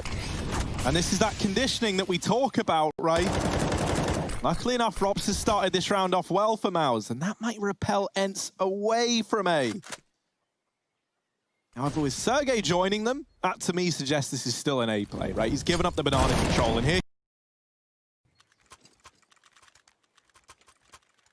Perhaps now I just remind you of what to expect for tomorrow. Spirit Astralis, we're gonna have Navi Complexity, and then Big Heroic. So again, set your timers and raise your dongers.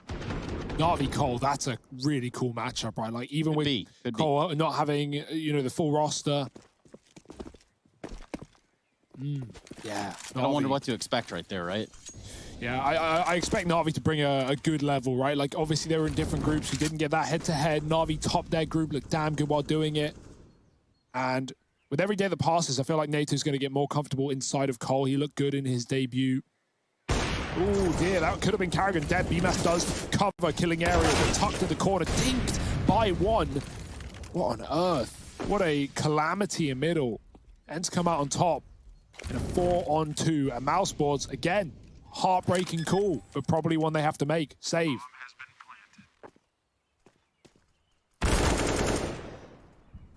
Oh, and they even lose Frozen.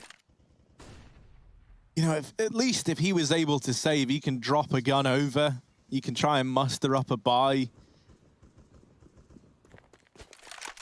And they even want to hunt down Chris. With good reason. Ence have built up a bank account. They've earned this hunt.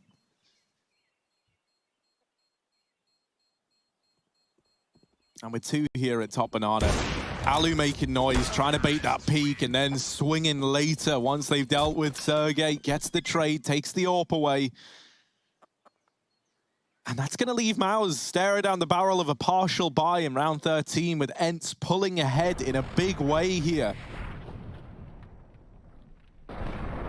Don't know how Alu hits that one, but he does. Slow start to the series from Alu, but come trade, he was looking He was looking great. And keeping up appearances here on Inferno. That's not what you want if you're Mouse.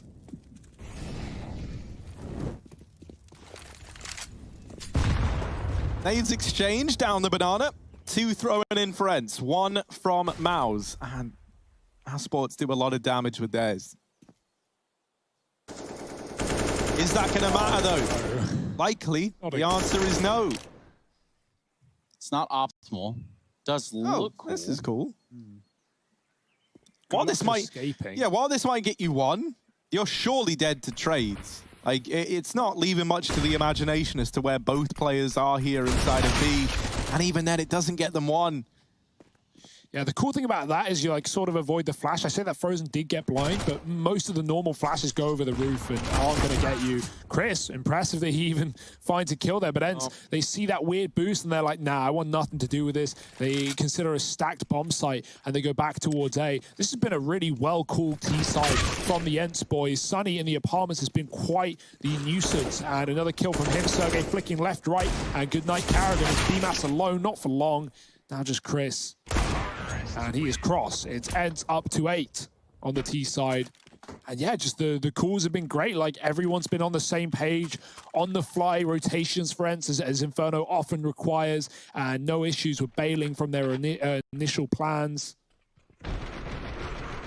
I would love to see Mousesports run back this apps aggression with BMAS and Rops, and maybe just commit to it a little bit harder, right? Because you know that Ence are throwing that banking Molotov in through apps that cuts off the balcony push. But if you're fast, you can get there as that molly falls into place.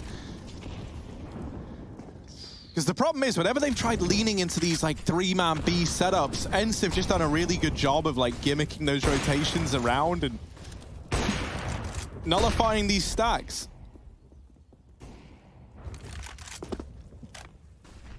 Decent utility on either side. Everyone taking a bit of a beating in Banana. It's a battleground, and Ence could just commit again into a flat-out B play with both Chris and Frozen committed. Molotov on Chris, but again, like with the AWP, you don't want to unscope, you don't want to look away, because you know the second you do, you're going to be killed. Yampy throwing the flash. They're just going to go in for like a pop flash. They're not even going to set up execute smokes. No telegraph. No warning. Chris has got to hit something and he can't. Frozen smokes his Molotov, but overwhelmed by Aerial with a double entry. And Ence running the board again. 9 T-side rounds, forcing the save. This is just painful. Inferno going down well for the Finns. And Mousesports with nothing to say.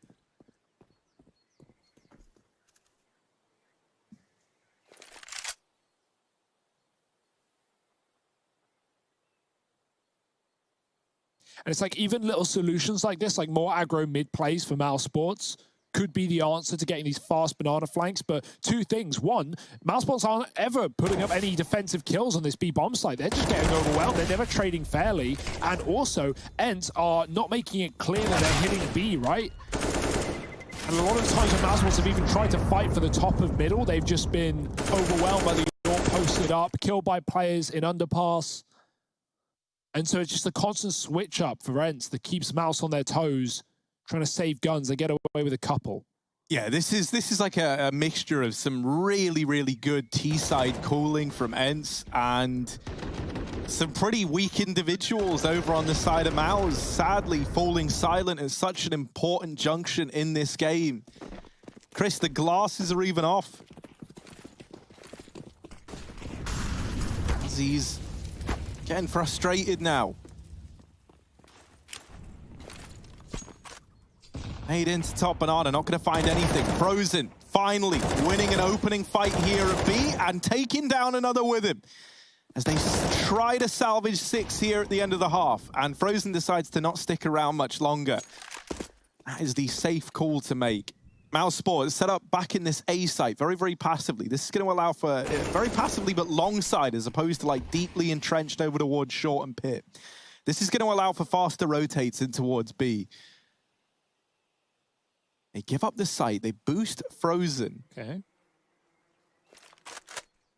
But what this means is if that CT smoke comes in and a coffin smoke alongside it and you deal with the man on the boost, you get into B. Yeah, but Mousesports in a 5-on-3 like this, as long as they don't both get entried with nothing, they're going to be absolutely fine playing retake. Look at them leaning already to this B bomb, so they know what's going on. And Carrigan can even flash. They're just waiting for the commitment and seeing if there's aggression down mid. They have no information. Taking their time, even playing anti-flash on the AWP. Carrigan doubles back. He doesn't believe what he sees. Now the B play coming through. At least one smoke. The rest will come a little delayed. Ence committing in this final round of the half. Ooh, Chris burnt out, but Frozen delivering and on for the ace. Just Alu left to find. We needed someone to step up, and it's this guy, cool as ice, getting boosted up and over. But Carrigan wrapping around, steals the ace away. 6 for Mouse at the end of the first half. A great T-side from Ence. Who will be taking this series? Who continues in the playoffs? And who heads home? Join us in just a moment to find out.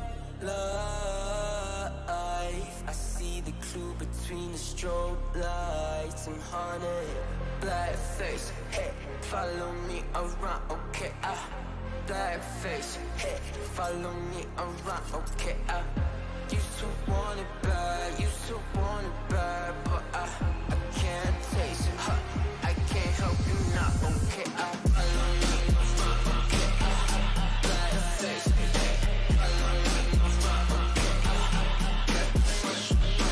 follow me around, okay, black face, hey, follow me.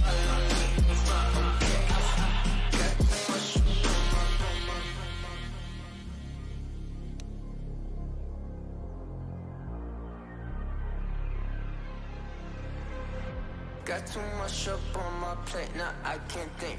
I said woke up, take a X, and now I'm feeling this is it. Want the money, want the rest. I do purse, not no cess. They say, Donis, why you sad? I said, I just need to think. Red tape, got too close, I hate the city. Black face, show you everything you need to your phone, can't hit it back. Someone said it's sad. I used to want it bad. I know it's in my head, keep seeing you too many times. Yeah. I know it's in my head, keep seeing you. I know it's in my head. Follow me around, okay, black face, hey, follow me around, okay, got too much up on my follow me around, okay, black face, hey, follow me around, okay, got too much up on my follow me around, okay, black face, hey, follow me around, okay, got too much up on my follow me around, okay, black face, hey, follow me around, okay, got too much up on my follow me.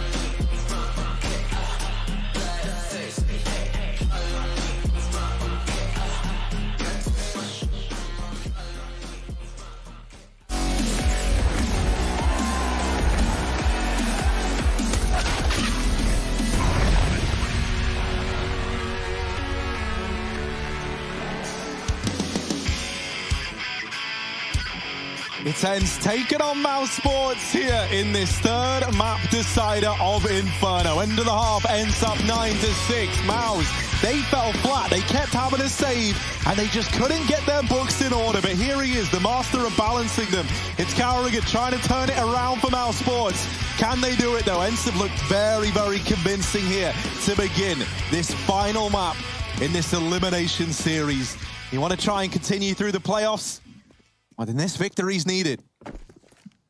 If you did manage to at least catch that match between Mouse and Na'Vi, you did notice that Mouse got 2 CT rounds on Inferno and still pulled it all the way back with 11 T rounds, only to lose the game in number 29. So a bit of a bitter pill to swallow, but we know they've got a T side up their sleeve to keep an eye on. And similar CT side setup to the one of Mouse in the first pistol, 4 on A, solo B. The only difference is this time Mouse are going to be executing into that solo B player, Sunny with utility to stop it. I say that, how much of a stop can he really put on?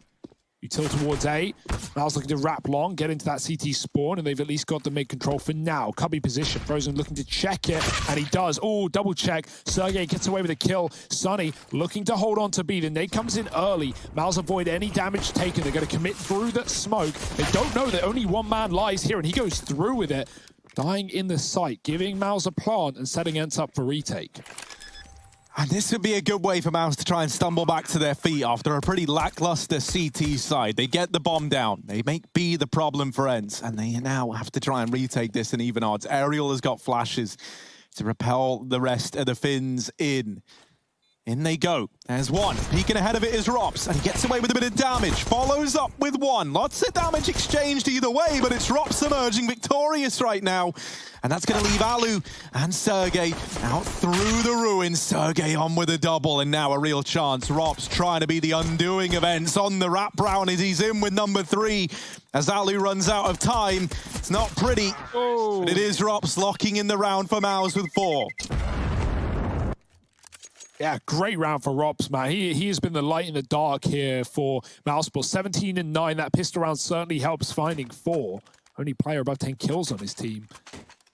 Obviously, so many saves in that CT side. So many rounds cooled off before they even began, seemingly, for Mousesports. And that was Ence's doing. Mousesports, well, they give them a taste of their own medicine, right? Bit of a B play. Ence with solo B, having to rotate into quite the issue. Force up in the second. Ence want to turn the tide early, and Mousesports, bit of an interesting buy, we'll call it. 4 Mac 10s with an AK on Rops. Far from perfection. Sergey dinked down through the apartments. Rops doesn't know, but he's put one hell of a beating the way of Sergey. 3 on 8 friends. Double setup in the apartments. Position we didn't really get to see all too much in the first half of. Sunny was often running out balcony on his lonesome, but no one else. And no defensive players there either. Good flash. Chris follows up, and he finishes the job that Rob started with a flash and the damage assist. Leaves only Alu on the site. And here at the Pro League, we love Mac. Caster from down under. Now, Mousesports, they love Max 2. And they love Max 10 as they move in with 4 of them in this round. Moving now into this site that's fully stacked for Ence. They're able to get everyone rotated in because of how much Mouse have slowed this push down. Bimas not going to check the site, and so the exact extent of this problem is unknown.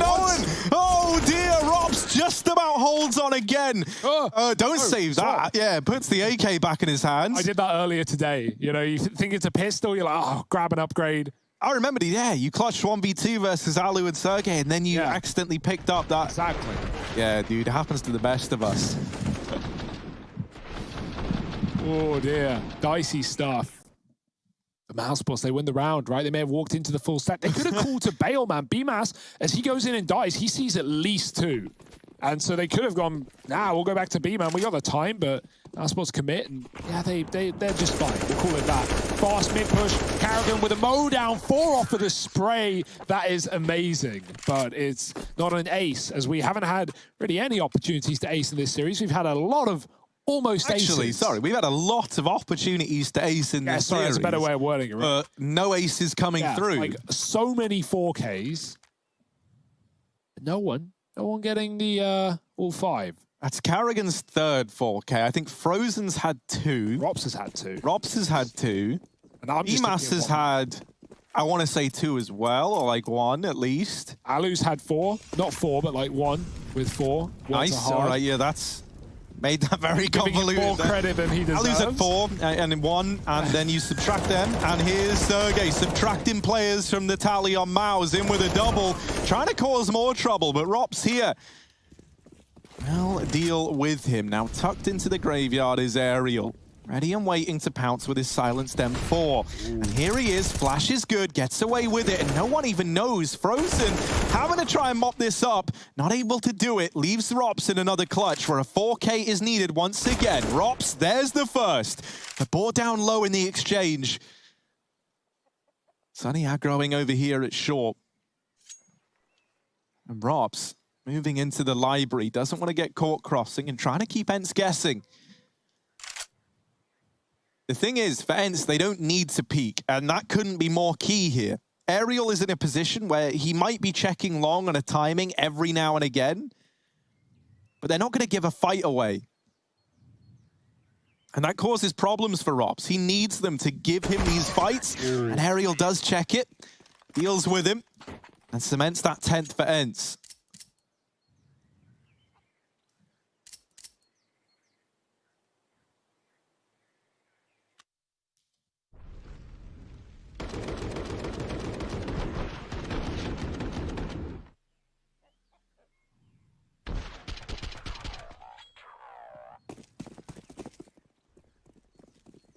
Well, the Max are back out, Harry, in full force, 2 of which on Mousesports. No warps anymore. Carrigan standing in between 2 Molotovs, has to use a smoke to extinguish one. Sunny's going to give up the top of B, but not for long. They want to reaggress. Look at him.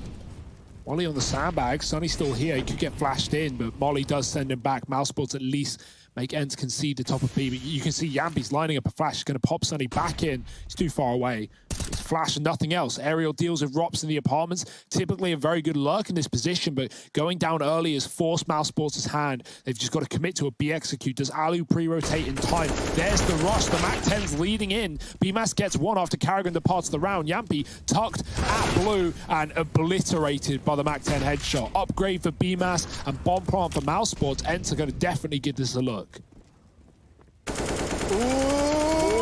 Frozen, stay down, and he does get out of there. He does live to tell the tale. A 3-on-3 post plant, but with 2 players low here for Mousesports. Chris J, the only man with HP.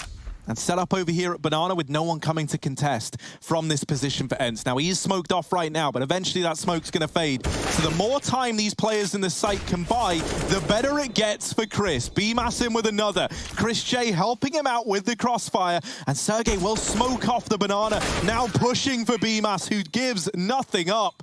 4 in the round to tie this up at 10-10. And no money left for Ence. Mousesports, they have been waiting for an entire half to get to this standpoint. They have been waiting 20 rounds to be in a position where it can be them in the driver's seat. And this is their chance. This is their chance since the pistol in that first half to find themselves in the lead.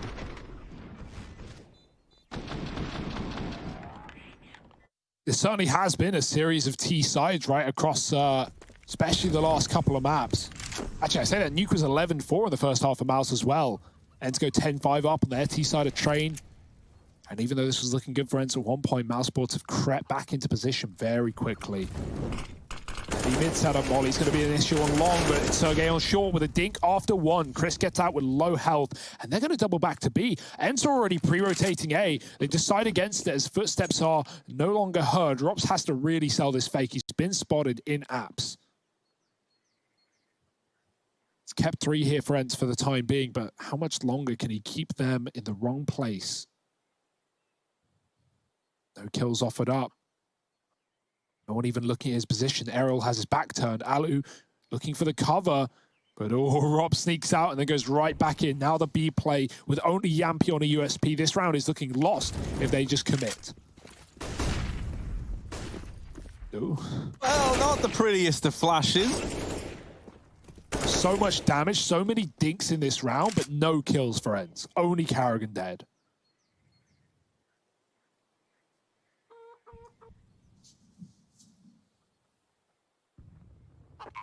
Rops v Alu. Ooh. And Rops. Ooh, that's pretty. Wow. That's nice. Little 180. Sunny moving up through Banana. Does have this AK and knows it's a 1v3. Maybe just looking to do damage, but at this point he's creeping in. He looks determined. And Chris J, he just looks right at him. It's as easy as that. 11 on the board for Mouse. They do finally find themselves in pole position. And if they can keep this streak up, right, if you were ever going to win a game on Inferno, as Mousesports learn in that first half, this is how you do it. You keep the CTs always on the back foot in terms of the money. You entice them to have to go for these saves and keep making weak purchases as opposed to having everything they would need, like the AWP on Alu, like full utility to deny this fast banana control. And so if you're able to keep this up, this is how you close out an Inferno game. This next round can be so important for Mouse. If Ence win it, suddenly we're tied up all again, right? You know how numbers work? That part's self-explanatory. But Ence are given a foothold, a way to grind this game back out. If Mouse win it, you're back down to a partial buy on the Ence side at 10 to 12.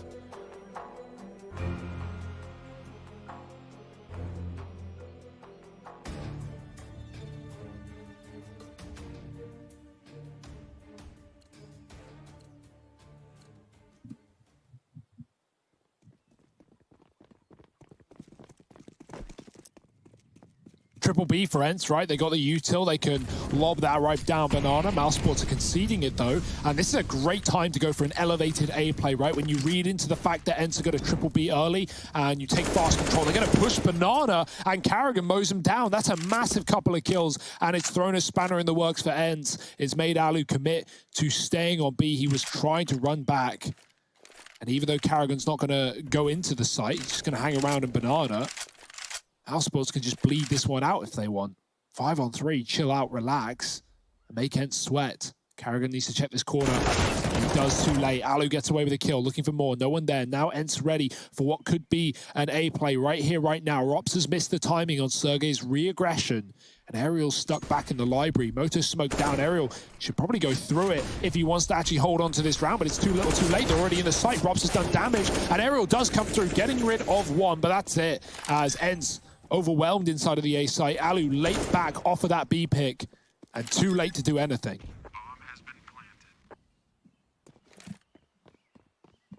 That's an easy 12 to 10 scoreline, Hugo.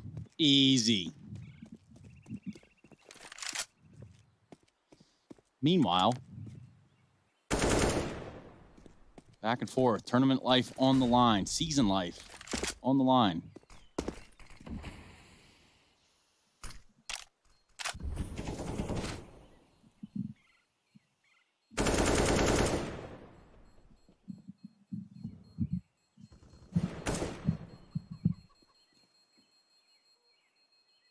They know Alu's here, but they can't do anything to get him a peek. And at this point, Mouse are probably more worried about their money than they are about Ence's. Because this is exactly what I'm talking about, right? If you want to win this game, you want to be forcing these saves. You want to be taking full advantage of Inferno's saving tendencies. And that might spur Ence on to go for an investment. Like, it's only one AK, that's all you're able to hold on to, but Alu can drop one in. I think there's 2 players who could buy up, but yeah, they do decide to take the partial, which is certainly playing it safer, and that's going to allow for the AWP to come out in this follow-up round. You need to do damage here at least, though, if you're Ence. Like, with the economy leaning so T-side at the minute, it feels like, right? Mouse have got such the advantage with this cash building up, with a chance at more and more clean rounds. You need to get the most out of these style of rounds where you are on like a partial investment. You want Alu to be getting 2. You want to make it expensive for Mouse so that then when you finally do pick up a round, you reset the money of this T side, or at least you put a dampener on the purchasing power. They're going to try and flash back in for this top banana control. And the flash is dodged. No one peeks on the back of it from either side. And this is keeping a 3-man stack in this B site for Ence. That Molly's going to force the push to come through, along with the flash behind it. They see that Banana's clear. Now they're going to start to rotate players back into A. But it might be too little, too late. Yeah, Mouse already up long. They have so much room. The question is, how prepared is Alu, right? He's the one rifle, the one man that can do anything. And that smoke has given away the jig. Mousesports now coming up through the long position. Alu playing passive. He's been smoked. And now he has no information. He's calling to his team to watch out from every side, every corner, every angle. Mousesports are surrounding with 20 seconds, 2 pistols to put up everything here. And while they both find a killer piece, it's double trades back. Mouse clearing everything. Rob's cutting off the rotate. Alu is still here on the long side. The smoke is faded, but he can't stop the plant. And Rob is making the dance back and forth. Plant in for Mousesports and Yampy alone. 5 and 17. He has been incredible in this series, but he has completely disappeared when Ence need him most in this map.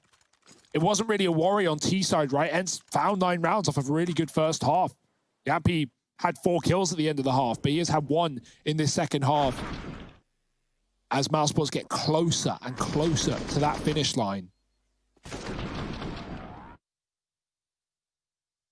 7-1 on this T side. It's exactly what we saw against Na'Vi the other day, right? And this time, the worrying factor is it wasn't even against nearly as dire a scoreline on their CT half. We know what Mousesports can do, and damn right they're doing it. Yampy's on that AWP first time.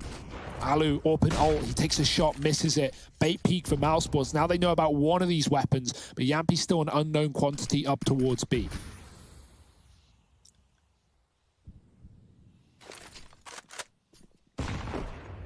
Good nade at least, a little bit of chip damage onto Chris. Rob's over here in the boiler, and Alu, he's the guy I'm scared of right now. And so luckily enough, smoke's getting lined up. Alu's fallback plan gonna have to be arch side now with Library getting smoked. And he'll just drop one of his own, saying to Mouse, look, if you guys want to try and attempt this wrap, you've got to come through that smoke to me. Mouse say, that's cool. We're going to live rent-free up in the apartments. Ariel, though, the landlord here to try and collect his dues, does get put down as BMAS on the entry. This guy, absolutely nuts, gets away with all the kills. Locks in a 14th for Mouse, and this recovery, to say it's underway, is an understatement. Since swapping onto this T side, they've dropped 1 round to Ence.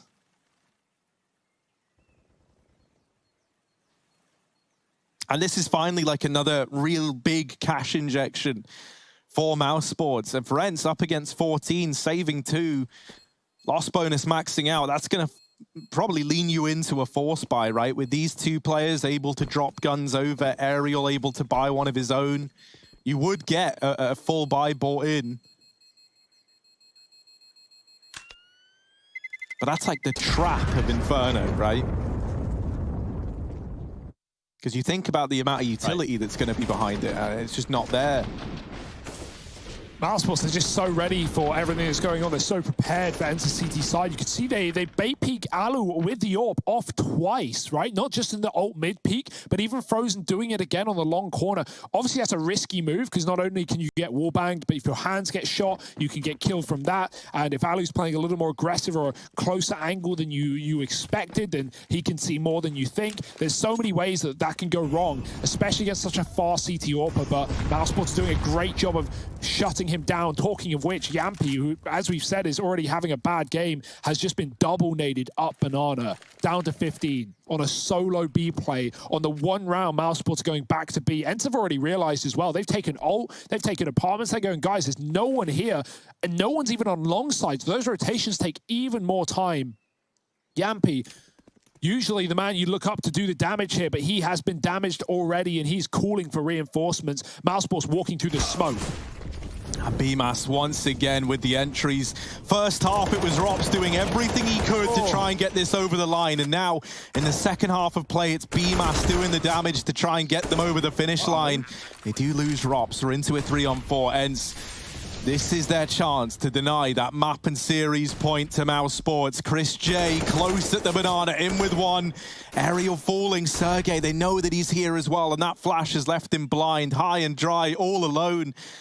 At the top of Banana, Alu isn't even moving. He's just stuck here over towards the ruins. Looks like they're trying to deal some of this damage on the exiting players. Carrigan removed. But now they look to exit down here at Banana. BMAS locking in the kill onto Alu. My goodness. And so while Sergey survives, no one else does for Ence. It's match and series point for Mousesports. Ence, they need 5 in a row just to get this to overtime.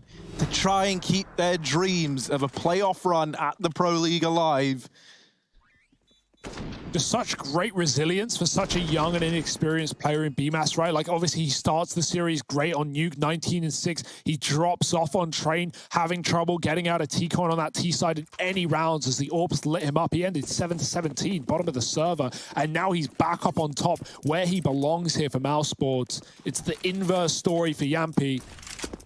And this could all be coming to a close all too soon for Ence. They may have had a great group stage run to get to the playoffs, but Mousesports have to end it here and now. Ali falling off the pallet, traded, full flashed out by BMAS. Sergey backs up. I don't know if Rob saw him there, but he looks to be on the hunt. And perfect peek for Robs. He's so ready, but not for Aerial. Trade is in. Ence is still in this round. Chris caught along looking at Library, and this is getting a little bit dicey now for Mousesports. Split up, no trade potential anymore, and Ence are already starting to close the net on this A site. So this is either where it all ends or Ence keep that dream burning. Down here in the pit, Aerial, he's been good in this round. He's retrieved an AK. He's that much more deadly as a result. But we need anything but a welcoming reception from Aerial right now. In the apartments, you've got a man about to push on in. That's BMAS, who has been on a tear in this second half. Sunny wrapping through short, and Aerial dealing with BMAS. Frozen is dead in the water as well. And Ence, they do keep the dream alive. 11 now to their name. They need 4 more. Up against 15, no room for error. We need big individuals. And while Aerial is providing, we're looking towards the likes of Yampy, someone who is talked about in very, very high regard and often gives us these critical moments for the Ence side. 5 kills to his name. If there ever was a time for Yampy to come alive, it's right here, right now. Yeah, Mousesports not out of the woods yet by any means. They do not want to let this go to overtime if they want to keep this streak going in the lower bracket. B being the play for Carrigan, everyone else holding on in ult. Enter back to the app setup that has gotten them so much information in the past.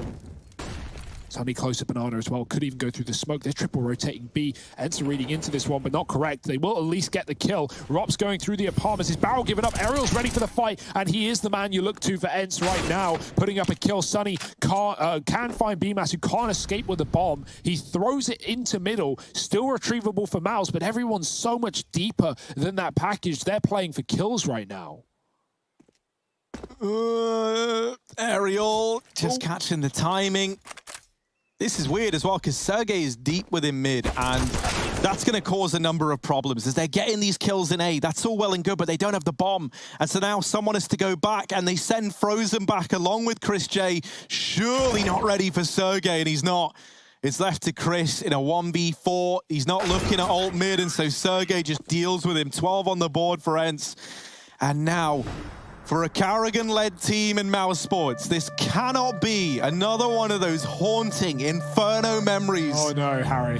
Don't say it. Where they almost get it done, and they almost win the series they had to win. But look at the time. Time is running out to get this done in regulation.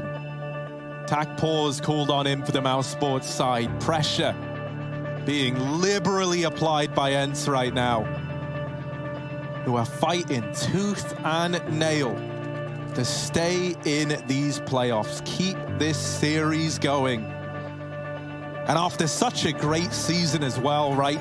No one really expected much from Ence coming into this. And boy, oh boy, have they turned heads. And rightfully so. They might be turning their back on the Pro League if Mousesports find any of the next 3 rounds of regulation. This is the final map. This is elimination, the first team to depart the playoffs. We will find out in the next few minutes. Who's it going to be? Well, lots up, fast through ult mid. No banana presence. And Alu did just peek it, but he got flashed off the angle. Still, I didn't hear anything outside of that flashbang, and that's given Alu cause to rotate away. Mouse, if they pick up the pace now, this timing is perfect. In go the smokes, they rush up through. There was a double up setup, so both these players now down in the pit. Chris, back turned, but that smoke has saved his life. Chris J, only good for 1, but there's the trade from BMAS.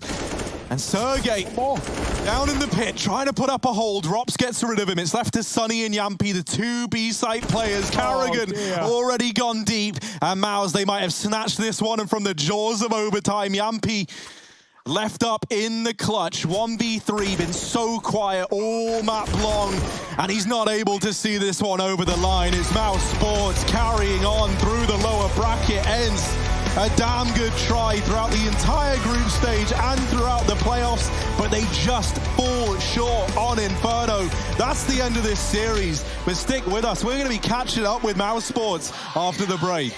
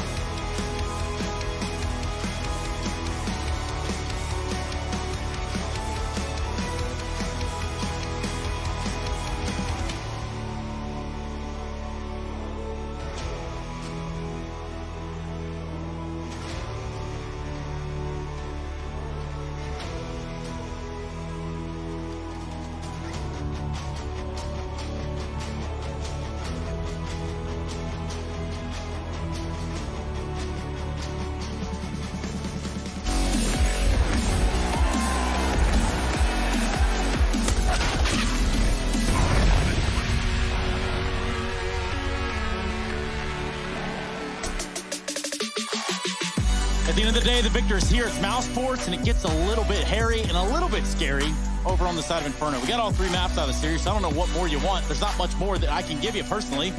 But of course, for Ence, that will be the end of the run for them here at the ESL Pro League Season 12. We continue on with Mousesports, who now get to move on in the brackets. And for us, we get to move swiftly on as well. And that's exactly what we're going to do here at our Mountain Dew Game Fuel post-match. Welcome back, everybody. We're going to begin to tie this one up. And by that, I mean tie it in a knot, perhaps. Yeah, and I tell you what, right, let's start this whole thing, because we know that Mousesports just took it. Let's start with a bit of praise for Ence, right? They show up here to the Pro League, and I think a lot of people weren't expecting too much from them, but man, they proved a lot of people wrong, and they looked really, really good. And I think for this team, it's just a case of continuing to grow now, right? We know that their map pool is not particularly deep in terms of the ones that they're very, very comfortable on, and that seemed to be, especially here in the playoffs, where everything matters so much more, the defining factor. And for someone like Yamp, you know, it looked like maybe the nerves got to him there on that map, and that's a bit of a shame, because that's going to underscore what was otherwise a really, really good season from him individually. Yeah, they actually had some big wins as well, which I think are notable, right? Like, at least coming into the group stage, it did kind of like peter out towards the end, but wins over Heroic right after their Cologne win. Like, that was the opening game of their group. Win over Na'Vi, who topped their group. Win over G2, who have been pretty good all year. So, yeah, commendations to Ence, right, for showing up in a big way, but obviously being the first to leave the playoffs here, and there's many more to follow. I mean, there's a whole conversation that could be had around, you know, what Ence has accomplished early on. We obviously know Heroic having won the Cologne, like you're saying. There's got to be more to that story. There was like a little bit of a weird thing that happened there. Heroic seemed to have figured out, and so has Kerrigan, which, again, we get to talk again. Hello? Kerrigan, is it you? Yeah, we always seem to talk together, no? Well, I was kind of hoping, you know, like this would be more like a casual, like FaceTime thing without so many people watching, but I guess that's just not how it goes. But it didn't really go on train, and that's where I want to start with it. How do you feel about today's train performance by your team? I mean, our CD side has been really confusing at times. I think on all maps, it's obvious the role change is changing a lot of stuff. I think towards the end, I just said to Chris, you should take the main op on the city sides, because we didn't have the teammate control, which we always normally have. And I think at the end of the game, we adapted better, and that's also why we got a few rounds more in the end. But that's not good enough city side, in my opinion. I think also Ence obviously abused the way we played, and they did it to perfection on the T side of train. So that was great performance by them. Kerrigan, hey buddy, talk to me. Talk to me about how, you know, you kind of went from being this guy who used to be like the Danish IGL that was entrusted with having to like guide the stars, and now it feels like you've kind of transitioned to this guy who helps foster like brand new talent and bring up these players, like helping them reach a ceiling. So like how do you think that lends into your like style of calling? Is that something that you're maybe preferring in this server? I mean, it's obviously different compared mouse to face. Face, I should never at any point tell what the player should do in specific situations, right? Here, I'm micromanaging lately a lot BMAS, so he understands what we need him to react in specific situations. And I think also there it shows really how when he gets set up perfectly as a first or second guy in, his spray transfers and the way he has mechanics is really, really strong. And I think that's also why we got so many T rounds in the end, because he was able to get those entries. So yeah, it's two different worlds, I would say, because here there's a lot more 4 loyal players next to me just doing everything I say. If I tell them to jump through smoke, there's no second guessing. They just do it because they believe I have a read, you know. So it is different than the other teams I played on, 100%. Kerrigan, with you guys making recent roster changes, was there any like expectation that you personally had for this playoff run, right? Do you just take it game by game at the moment, or do you have like a placing that you want to reach, like top 4 or winning the Pro League again? What's your expectation this season? Yeah, normally we do always like kind of goal setting for what we want to achieve at a tournament. What is the minimum? What could be really good to make us satisfied, right? But this time we have not talked about it all. I think just game by game, there's so many role changes within the team that you can only adapt from game to game. And obviously our map pool with so little practice but so many officials has been like tough. We just play the official game and learn from mistakes, and that's what we have been doing. And at least we got a few more CT rounds on the furnace today, so we learned from the mistake against Na'Vi yesterday. So talk to me a little bit about the matchup that you're going to be going into, which is staying alive in the lower bracket now, obviously, with your back against, you know, basically the E-wall, if you want to call it that. You're going to have either Big or Heroic. For you, who do you want to face and why?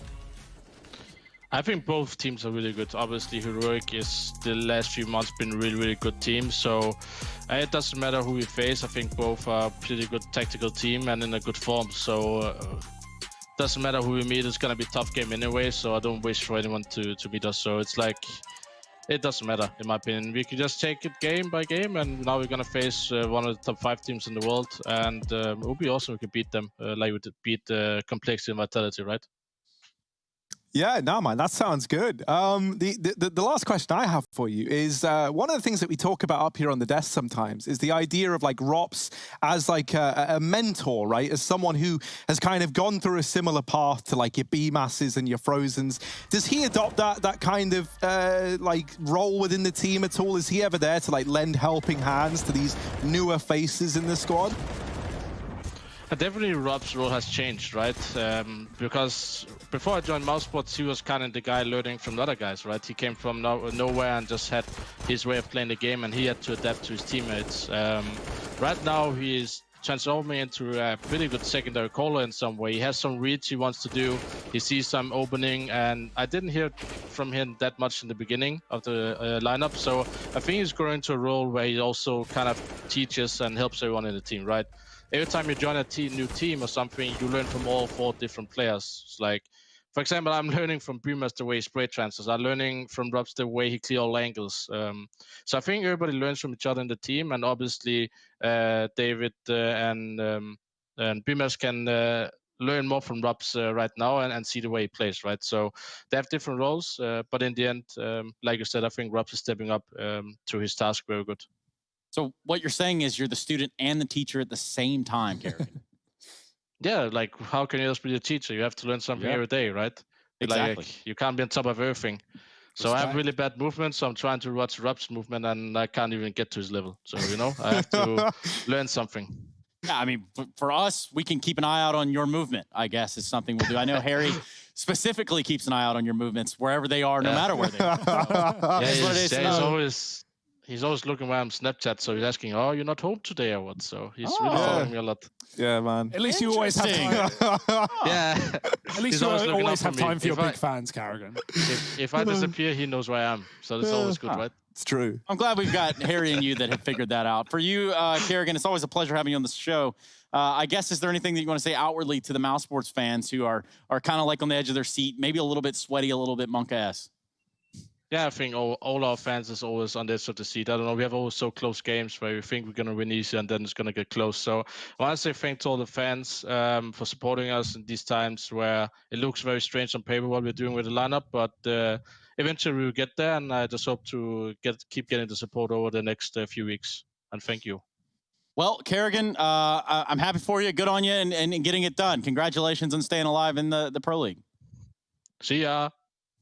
Just skates right on out. I love that every time. Yeah, never fails. For us, though, we're not going to fail you in this department either. Obviously, there's still a lot of matches to be played, which is something for us to consider here on the desk. Do we think Mousesports has what it takes to win Pro League from a lower bracket? Yeah, I mean, that's what Kerrigan said, right? Like that next matchup, that's going to be a big one. And I don't just say it because it's big and heroic, right? Like those are 2 very, very strong teams in very good form right now. So like, again, if Mousesports are able to take that win, all the more impressive, but I think they might even come into those games as underdogs. Well, speaking of underdogs, Harry, what about some of the underdogs from tomorrow? What about this big complexity game? Yeah, right. That's one of the games going on, and that's a great one. You know, like big, they came in like off the player break looking damn good, and then looked kind of awful into Cologne, which was really, really sad to see. Like in reality, you know, all the storylines moving into that, it was kind of heartbreaking. But then we have to go in head-to-head with the Cologne champions in Heroic, who have also just bested Astralis in very convincing fashion. I think that's a great series. And then another one that I want to draw, I mean, to be fair, they're all fantastic series. But Team Spirit Astralis, that's definitely the biggest like underdog matchup of the day, I think it's fair to say.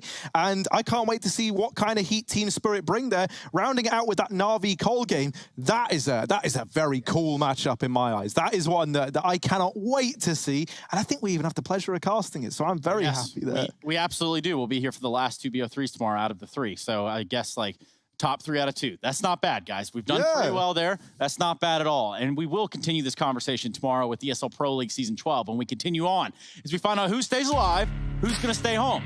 You'll be here with us, though. I'm guaranteeing you that. See you tomorrow. Your destiny, slay your enemy, raise a legacy.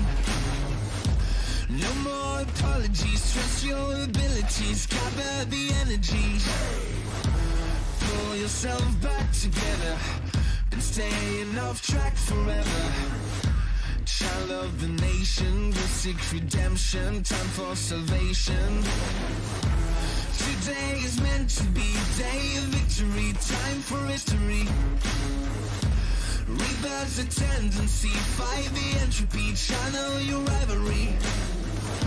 You're playing for fortune to come. You're hearing the sound of the drums. It's too late to backtrack, get back, you're back now. Keep your feet on the road and stand up. You've got what it takes to fight back. Don't stop until you black out, out. Stand up, you've got what it takes to fight back. Don't stop until you black out. Give all you got, show them how to make a miracle. Stand up, you've got what it takes to fight back. Don't stop until you black out. Give all you got, show them how to make a miracle. Go save your team, be a hero. Take home the cup, be a star. They're waiting for you, take aim, shoot your arrow. It's your time to shine, show them who you are. Stronger, gotta go faster, gotta get better, gotta work harder. It's fight or flight now, get up now. Go with the move, go for the goal, lead up the stadium, you know how it's done. Stand up, go what it takes to fight back. Don't stop until you back out. Give all you got, show them how to make it.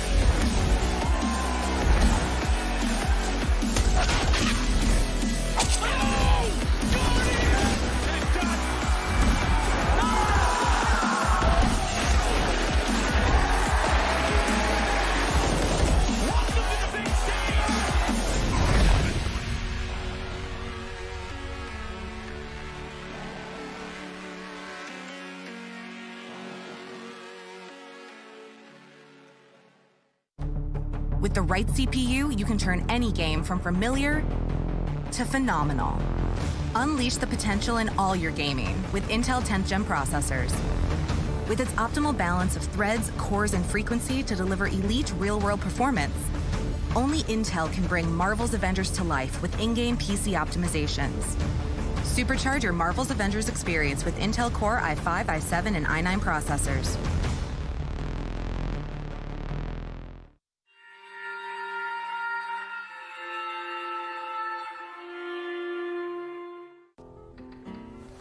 If you want to know what you're good at and, well, also what you suck at, check out CSGOHub.com. Coming!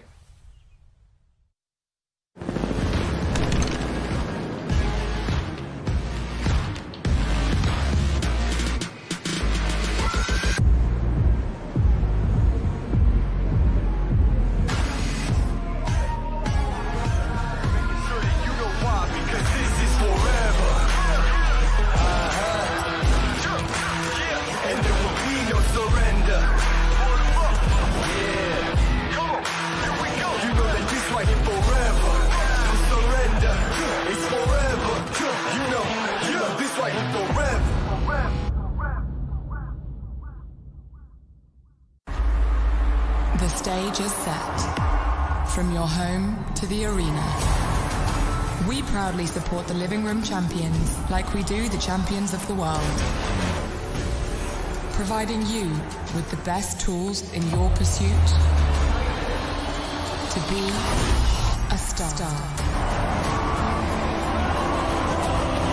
Euronics, official electronics retailer of ESL Pro League. Everybody loves an underdog. Who needs to be liked? Mountain Dew Amp Game Fuel. Victory in a can.